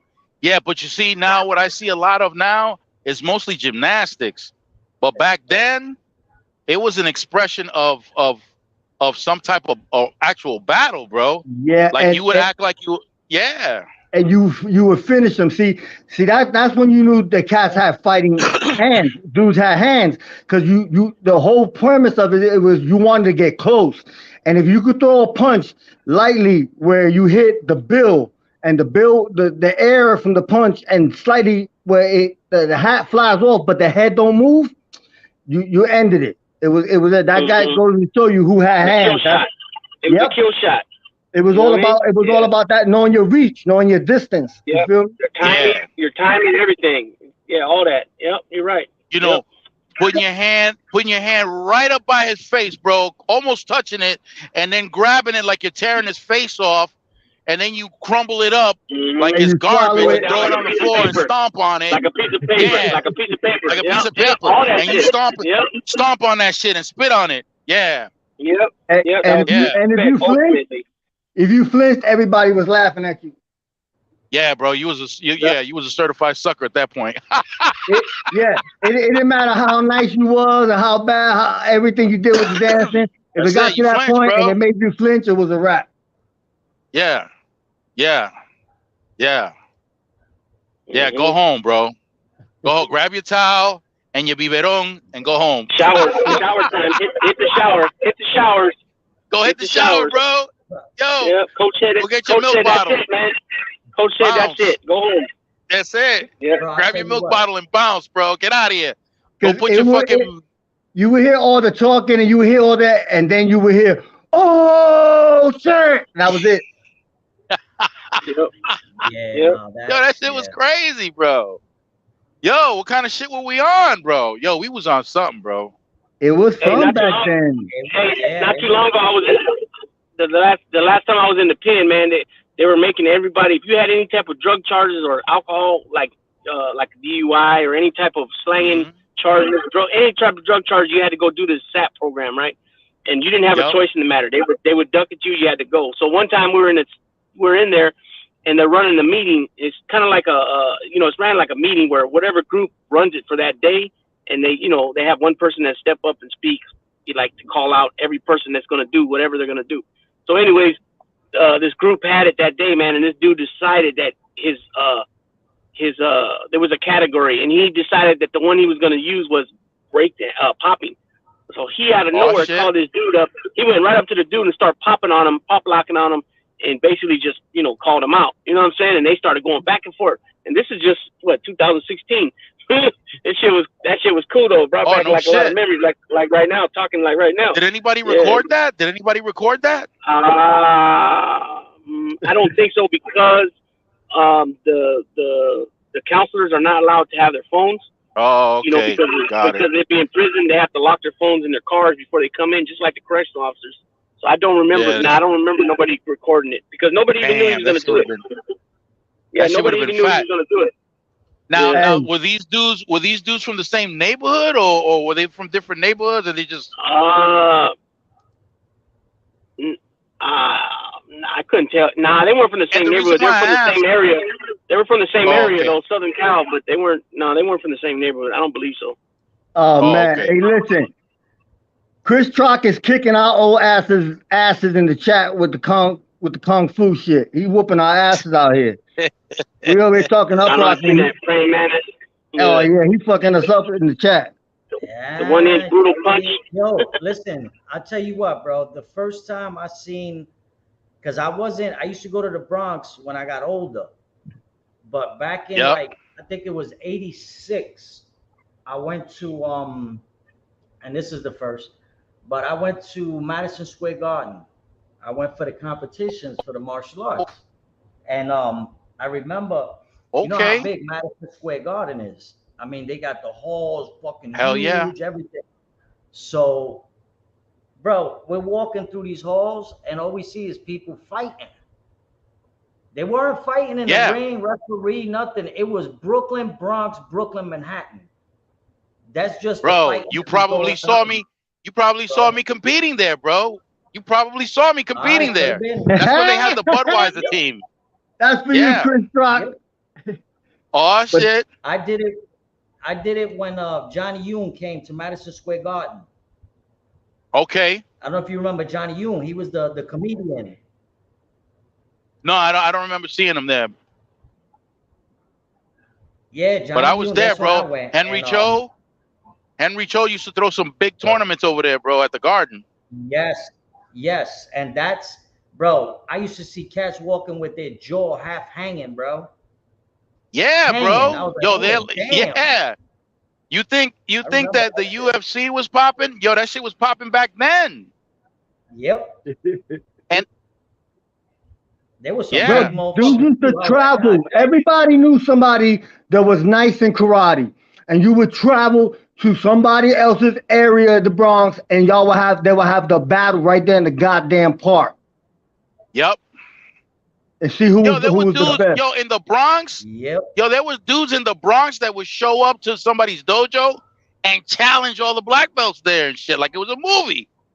We bugging the for fuck real, out, for like, real. yo, who the fuck is this Yeah. guy? Yo, Yep. yo, that shit Yo, happened it with was Reno some- Morales There was some when he had his heavy hitters, dojo bro. on Featherbed Heavy Lane. hitters. Yep, on Featherbed Lane. Reno Morales had his dojo right there on Featherbed Lane. Yo, these clowns came out of nowhere. Yo, we came to challenge y'all. What? Yo, okay. This dude, that dude, that dude. Come on, let's get it in. Let's get it on. Yeah. Yeah, that shit was crazy, bro. Damn. I seen a lot of dudes take ass whoopings too because they thought they were good from actually watching it off the goddamn from the movies, and you got some that Yeah. actually practice that shit real tough, and dudes, a lot of dudes took L's. Yeah. That was during the Yo, you see a lot of cats. Bruce Leroy days, huh? Jack- For Who's the real, master? Yeah, the Bruce Oh, look Leroy at thing. that. Matter of fact, Yeah, Timac. Colapso, That's the Yeah, name of the Colapso. dude that played Bruce Leroy. right. Colapso said it. I happened to say it, and he typed it right pretty much at the same time. Huh. Leroy, who's the master? Yeah. What'd he Showing up. say? Yeah, He just said, showing up. Leroy, who's the Okay, master? so right, you remember? Okay, so Yep. Show Enough was the leader, right? Yeah. And he had his right hand man. His right hand man was one of two brothers that had a dojo in I forget the name of the area in the Bronx, but the school is called Wolf Fox. I don't know if they're still open, but those were two brothers, Wolf Fox, and they were both ex-Marines. And in his school, when you used to go train with them, this is what usually happens. Usually when you train, you do your calisthenics, you work on technique, then you work on your katas. Once you're done with your katas, that's when you fight. So in most schools, when you fight, Yep. you guys bang out, and then the instructor stops you. You go to your separate corners and shit, and you fix your gi, whatever. You got a little blood dripping out, whatever the case is, blah blah blah. But then you come back, bro. In Wolf Fox, if a dude pounds you out and knocks you to the floor, all the students that are sitting around you will kick the shit out of you, bro. And he allowed for that. Yeah, he allowed for that. And if you turned around, okay, let's say you put somebody on their ass, right? And instead of walking backwards to the opposite end, if you turned around, the dude that you knocked on his ass could get up quick and just start pounding your ass out, bro. That's how it was in Wolf Fox. Yeah, Wolf Fox was crazy like that. Wow. Yeah, Wolf Fox was crazy like that. Yo, So look. Well, if you see the movie, he was the one that was wearing, I think, a red do-rag or some shit like that. Yeah, the red do-rag was the best. Yeah, I remember that movie. Yeah. I got it here, bro. That's a classic. That's I put my son on that movie. My son loves that movie. That's his right-hand man. That dude, him and his brother, their school was called Wolf Fox. If you type it up in Google, it might pop up. It's near those projects in the Sheridan. Those dudes were wild, bro. We used to train with this dude named Puma and what's his name? Maniac, bro. These dudes will knock your teeth out of your mouth, bro. But you remember the Golden little Child, kid in the movie? You remember the little kid in the movie? Yeah. I don't remember the kid. Not the brother, the little karate kid. That's Ernie Reyes Jr. Yeah. Oh yeah. That's Oh, it Red is? Sonja. Yeah, Sonja. bro. Oh shit. Yeah, they got a school. They got a school right over here, by maybe 20 miles, 30, if that, from where I work. That kid had crazy talent, bro. West Coast, Yeah, West bro. Coast Taekwondo. It's called. His dad runs it. Ty- Senior. Carlos, Yo, I'm gonna fuck up Leo's head, bro. I think Lou knows about this. Oh, So shit. you what school did you go to, Leo, out there? All right, so I got kicked out of Bronx High School of Science, and then I went to Brandeis. No, he's talking about this karate school, right? Oh, the No, but I karate mean with schools? the Oh, hold karate- on. The karate thing. Yeah. Okay. So I went to RC Bambachi. I went to this other one. I forget the name. It was Jitokwan. It was traditional Korean karate. I went to Sanyama Bushikai. I trained privately with Norbert Negron. I trained privately with Willie Marquez. I went to yeah, bro. I trained with a lot of people. I We trained got with a this guy goddamn real Miguel live talking Lara. fucking ninja. Yeah, bro. Yeah. Fucking this dude's school. I forget his school. Miguel Ibarra. You could purchase any of his videos and any of his shit. Oh yeah. I trained with Sandy Sanderson up in Connecticut. Who else did I train with? I trained in Jerome Mackey's when I was 9 years old. Yeah, man, I bounced around, bro. I got 4 black belts, bro, and 4 different arts. Bro, I caught ass whooping after ass whooping, bro. That's all I paid for. I paid to get my ass kicked, basically. We all old school. You fought, and we all watch videos. And this is the thing that it just popped in my head because I've been watching. Y'all been watching Michael Jai? You know who Michael Jai White is? Yeah, Jai White. Yeah, of course. Yeah. Have you been seeing him on Vlad? Yeah. I didn't get to see him on Vlad. No. Well, I'm gonna say this. As somebody who knows about fighting. Yeah. Listen, I want to end this shit now. I'm so fucking sick of hearing this shit from him. Anybody that knows the arts, Bruce Lee was on another level. It was another level. So say that I'm 250 and he was 110 and I whoop his ass because of the weight difference. Bruce Lee would fucking rip your fucking nuts off, put it in your fucking mouth, Michael Jai White. Stop that bullshit. Bro. Bruce Lee will put his fucking finger through your fucking chest. So stop the bullshit. I'm going to give you a name, all right? And you can find this guy's father, because this guy's father was I don't know how many time champion, even whooped Chuck Norris's ass, all right? His father's name is Gerald Orange. You can look him up. He was in 2 movies with Mickey Rourke. He was in that movie where he was in Chinatown protecting this Chinese mobster. The Year of the Dragon, I think it's called. And he was in that movie with Lisa Bonet. That movie was with Mickey Rourke, Angel Heart. Yeah. Right? Gerald Orange in Angel Heart.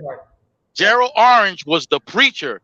I don't know if you remember a scene where Mickey Rourke comes running out. He was in an elevator, and he comes running out, and he knocks over the people that are holding up the preacher. Well, the preacher that's sitting up there, that's Gerald Orange, right? His son, Nick, right? Nick was about 5'7". Bro, he was skinny. He might have been maybe 165 pounds, maybe. I'll tell you what, bro. You guys know who Kevin Shamrock is? The UFC dude? Yeah. I'll put Nick on that dude. Yeah. I'll put Nick on that dude, and I'll put money on Nick, bro. Nick will whoop that ass, bro. That dude has some skills, bro. Listen, and he looked like a herb, bro. Yep. Like a certified herb. This dude tried to play. Yo, when this guy fight, this guy don't get tired, bro. If anybody has ever done judo, you know exactly what I'm talking about. When you're done at the end of the class, bro, you don't even want to move, bro. You don't even want to move. Yo, you're exhausted. Your gi is completely soaked with sweat.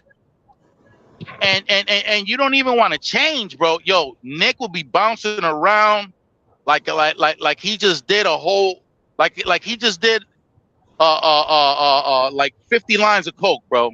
Straight a lot up, of dudes, bouncing off. A lot of dudes from that generation could give Michael Jai White a fight. But when you're gonna go talk about Bruce Lee, and the reason I'm having this conversation is because you got certain people, they really have no comprehension of just how bad of a man he was. And then they made this bullshit Hollywood movie where you got Brad Pitt grabbing Bruce Lee and spinning him and putting him through a car door. My fucking ass. Nobody was there. They couldn't touch him. I tell people, go watch Jim Kelly's interviews before he passed. And he says it. He goes, people to this day don't understand just how bad that man was as far as power, speed. They had to slow down footage, the video cameras, just to catch him because of his feints. So yeah, there's a lot of bad motherfuckers, but he was the best. And for this clown to keep bringing up the weight, none of y'all on that level. He's next plateau. There's not even anything that was close to him. I think Bolo Yink would fuck him up. I think Jackie Chan would fuck him up. Bolo would have, bro. Bolo would have dropped him, bro. I learned my lesson, bro. Bolo's still yoked right now. I just seen a picture of him. He's still yoked. He was in the gym giving people pointers on how he got his forearms so fucking big. You know what I mean? I just seen something on him. Yep. Bro, I learned my lesson, bro. I don't judge a book by its cover, bro. I call ass whoopings from the littlest, skinniest dudes, bro. And from big dudes as well. But I'm gonna tell you right now, bro, don't sleep. Bro. Yo, don't sleep on nobody, bro. Because you don't know. Look, one of my instructors, his glasses were so thick, bro. When he looks at a map, he could see people waving at him. Yo, this dude looked like a certified nerd, bro. But I would never fuck with that dude, ever. Right. Nah, bro, I don't, Bruce Lee was a bad motherfucker. He needs to stop that shit. It's the fact it's the fact that Bruce Lee is, like you said, he's small, he's cut up. Go ahead. He's fast, bro. He's super fast. And when you got that kind of speed, the impact when they hit you is ridiculous. Because he's taking your force somehow, and that's how he's mastered it.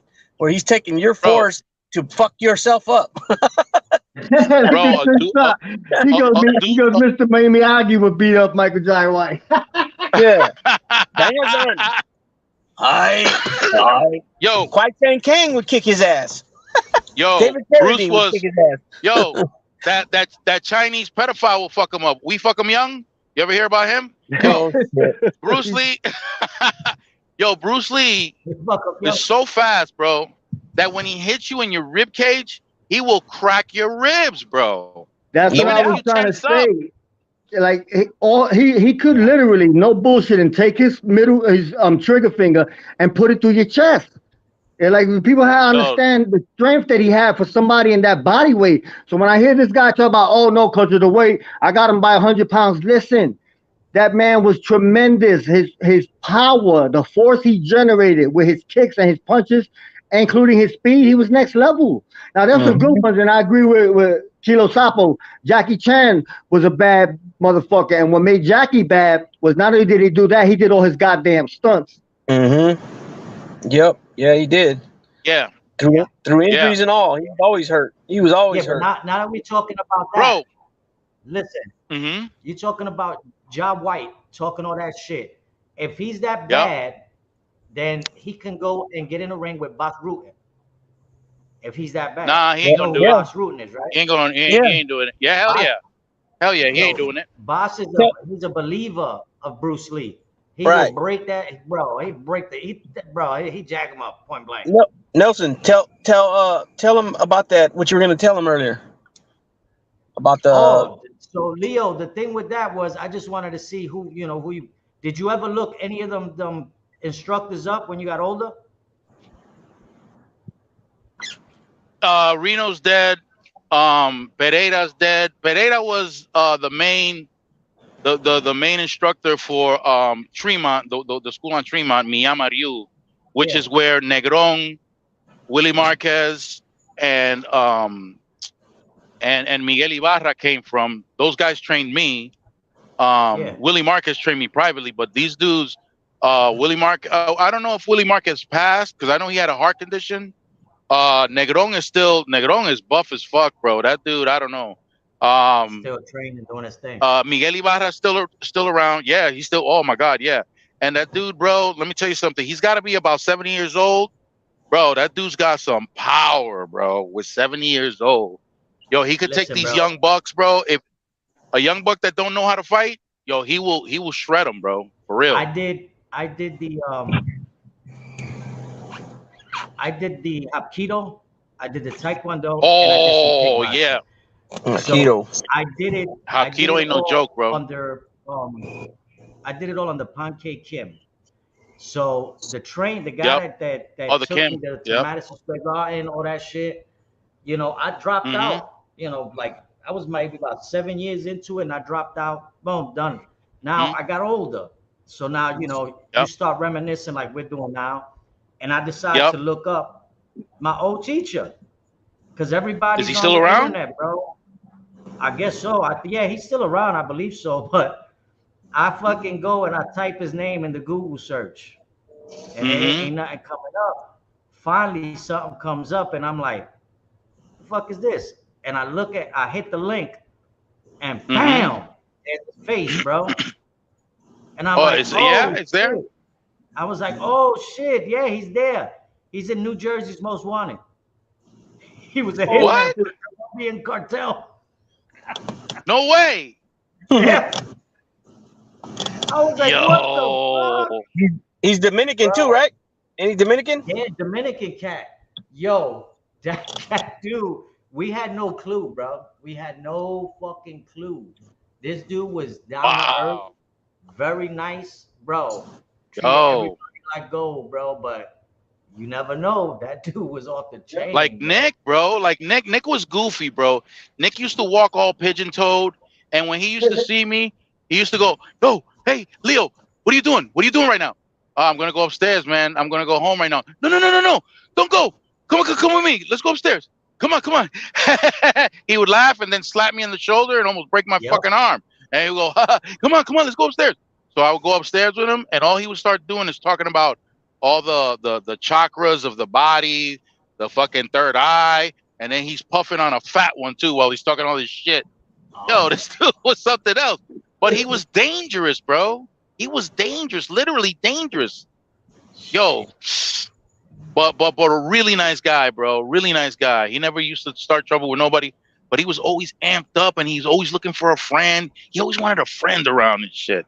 But yo, that shit, yo, man, I'm telling you, one thing I always got taught though, even doing that, they used to always tell me, you always got to remember, especially being from the streets, there is no referee and there is no ding ding in the streets. Nope, ain't no bells, ain't no ref. You're absolutely right about that.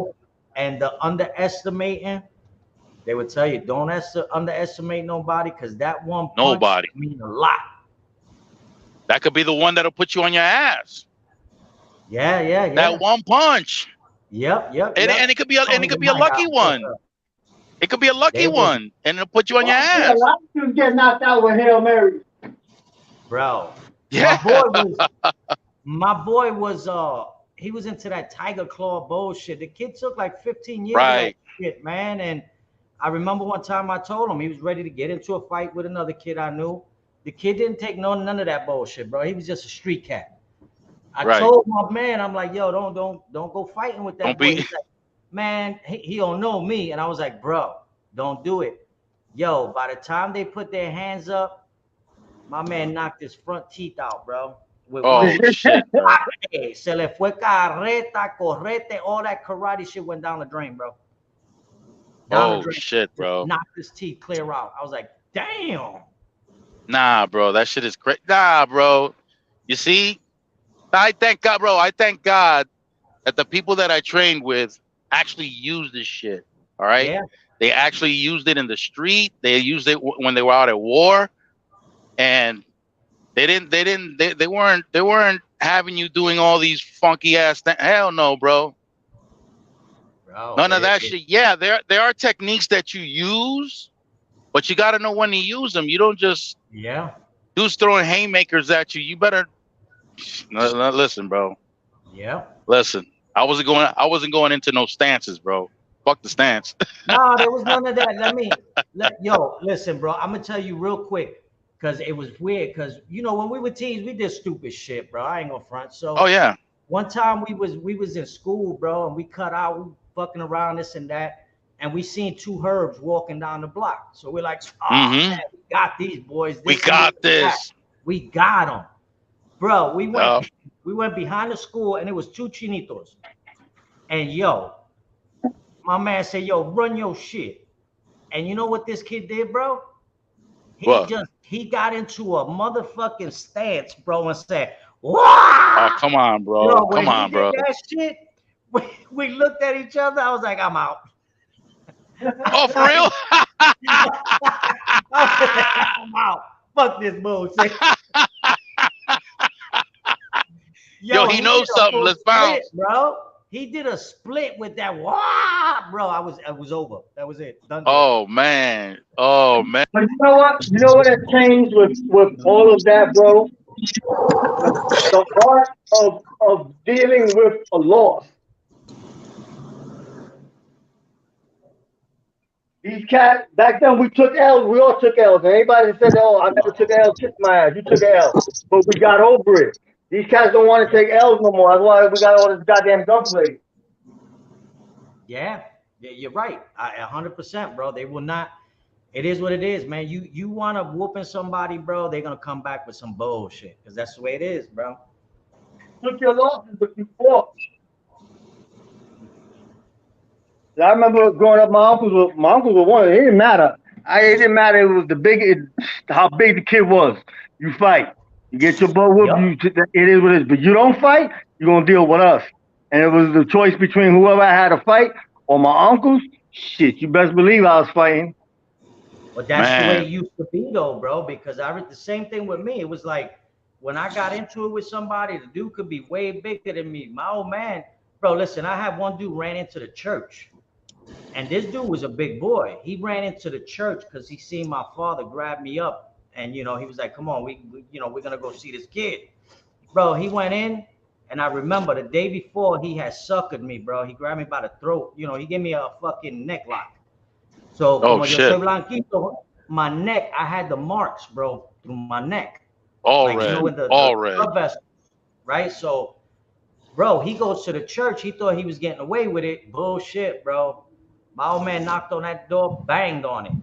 The priest came out. The priest, you know, started talking to my old man. My old man said, look at my son's neck. He says, you see how big that kid is? And the priest looked at him, and he was a Boricua priest. He said, yo, come outside. Handle your business. Bro, it closed the door. Oh, shit. Yeah. Yo, el chamaquito, bro, duró como 2 minutos, pai. That was it. It was over. You know what I'm saying? I was like, nah, bro, we can't do, but that's the way it was. Your parents put you out there to handle your business. They would grab you. My moms will, listen, my best friend to this day is my man, Cat. And Cat lived in my building. My apartment was 5A, his was 4A. And he will always mess with my cousin. And one day I told him, leave my cousin alone. And me and him got into it, bro. He was a gordito. So he had me by 100 pounds. Bro, we fought for half an hour. We had 5 fights in a half an hour. And he was throwing me out of the car. They labeled me the goddamn mechanic for the summer. But I kept fighting. And I would go in the building and catch my breath. My mother would grab me by my arm and look me right in my eye. You had enough? I used to be like, nope. She was like, and take my arm, go. And we went at it to the point where his brother and Cat was like, yo, enough's enough. Everybody was like, you proved your point. And I proved I could take our ass whooping. But me and him became the best of friends still to this day. But we had to earn each other's respect. Bro. Yeah. But I had to fight. My mom's was right there. Like, no, go get it. Go get it. Like 5 different times. Like I said in previous videos, man, in New York, yo, there's no way you survive that city and not fight. It's impossible, bro. I don't care who you are, bro. You couldn't do it, bro. No, you're gonna have a fight. You're gonna have a fight. And you have some knuckleheads that they don't care, bro. Yeah. They're gonna step to you, do some stupid shit, and you gotta respond. Can somebody drop just chilling's chat? He's got to learn how to do it. I was doing it right now. I'm gonna do it right now. But I'm gonna try to explain to you how to do it. Yeah, definitely. Guys, we're gonna wrap it up because I only got a certain amount of time left on the StreamYard. I gotta start deleting some videos. Okay. So we want to do a little, shout out to the people that are in the chat. Yeah, we didn't touch too much on the freestyle tonight. We freestyled it, and that's exactly what we did. That was a freestyle show. That's what's up, bro. We're gonna get into the music thing. We're gonna do some things with that. But nah, we Silent had a good one, bro. That's like morning. I said. Shout out to Chris Trock with Bringing memories all back, that. bro. That's what's up. You know what Kung I Fu mean? history. He was dead on everything he was saying. I can't remember half that shit. Yeah. Yeah, bro. Like I said, listen, it is what it is, bro. Yo, tonight hour, Oh, there man, you go. Coming in. Guys, I yeah, them appreciate tournaments were everybody. fierce, bro. What's up, Amber? Amber in the house. Amber, I'm gonna try Leonard. this. What? So I just dropped it. I just dropped this thing. Yeah. Just chilling. People go like and subscribe to Just Chilling. He's doing good things. That last video is very entertaining. To watch the Bonnie and Clyde vehicle, like up close. Yep. I'm And gonna the try music, Claudio They Perry. shredded that thing. I'm gonna try this one more time, peoples. I just dropped my link a couple of times. You guys are surprising the hell out of me that you ain't even supporting your boy. What's going on with that? Man, I'm all up in Probably there. everybody in here already done subscribe. They can't subscribe No, twice. there's a lot of people. No, there's a lot of people. Oh, y'all better tighten up. Y'all better go hit Big Lou up. Yeah, that's crazy. What it do with There Big shouldn't be Lou? there shouldn't be no second guess. It should be like as soon as I drop it, y'all should be right on it. You know Mad what I mean? flavors. Yeah. I mean, I support everybody. You know, it should be coming back around. Don't make Don't make me upset. God damn it, darn it. And I'm Pure condimento. But guys, listen, we're gonna do a little intro.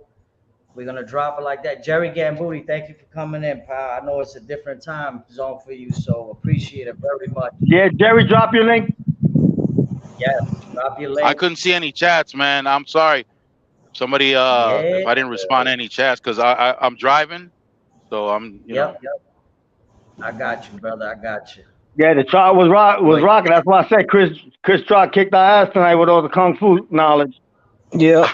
That's it. Hey, that's one thing I didn't mention too, man, because I'm a lot younger than, well, not a lot younger, but I'm younger than you guys. So I was a real little kid when we used to watch, like Bloodsport came out, and you know I was like probably like 8 years old, maybe something like that, maybe 10. But even like the Rocky movies too, though, and some of the Schwarzenegger movies, man. Afterwards, me and my cousin Billy was a little bit older than me, like 2 years. And then his little brother became, after he got old enough where he started hanging out with his buddies and girls, then his little brother Andre started hanging with me. But we used to watch wrestling and karate, and we used to be pumped up afterwards. Boy, we were over there doing this. Hell yeah. You know what I mean? And then I finally started taking Kung Fu. I started taking Kung Fu with the guy, his son was my brother's age, Sifu Leva, Al Leva. And he did Kung Fu, man. And man, I remember after the class, man, we used to be so hyped, and we'd have to do Tai Chi afterwards, and it would calm us the heck down. We were only like 10, we were like 10, 12 years old, man. So, you know, I'd be over there, you know, I'd be pumped the hell up, man. And then like I said, we'd get in formation and we'd do some Tai Chi, and that would just immediately calm us down. You know what I mean? Yeah. Bro, I know we're leaving, but I'll end this with this, and this is a fact, and people can attest. I don't care where you were from, what you did. You left the movie theater after watching any goddamn Rocky, and you was trying to fight, and you swore you could whoop some goddamn ass. Hell yeah. Don't front. Don't front. You know you did it. Mm-hmm. Yep. Hell yeah. We're all doing that shit. Coming out the movie theater. Y'all came out the movie theater like this. Like that. Yup. You had the screw face. You was looking at anybody. It didn't matter. It was Rocky 1, 2, 3, or 4. You was looking at somebody like, yeah, you could get it. You could get it. Teacher.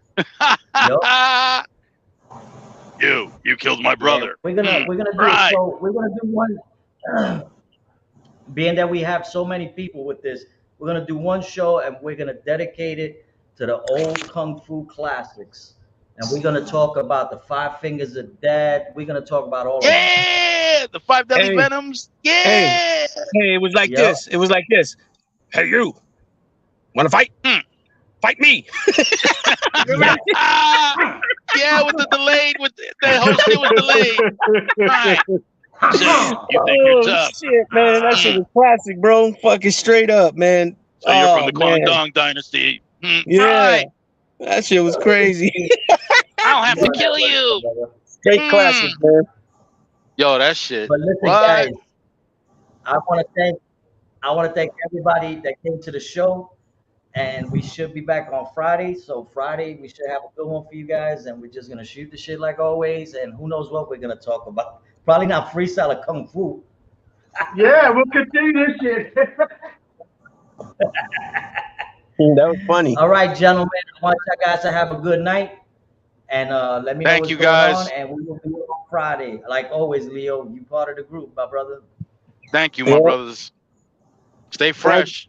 Oh yeah, thank you everybody in the chat for showing up and showing your love. We appreciate you. Yep. Thank you, everybody. Excellent show. Thanks to everybody for stopping by, like always. We appreciate everybody because we wouldn't have a like Carlos says. You guys are the ones that pump the body. You guys are the ones that pump the show.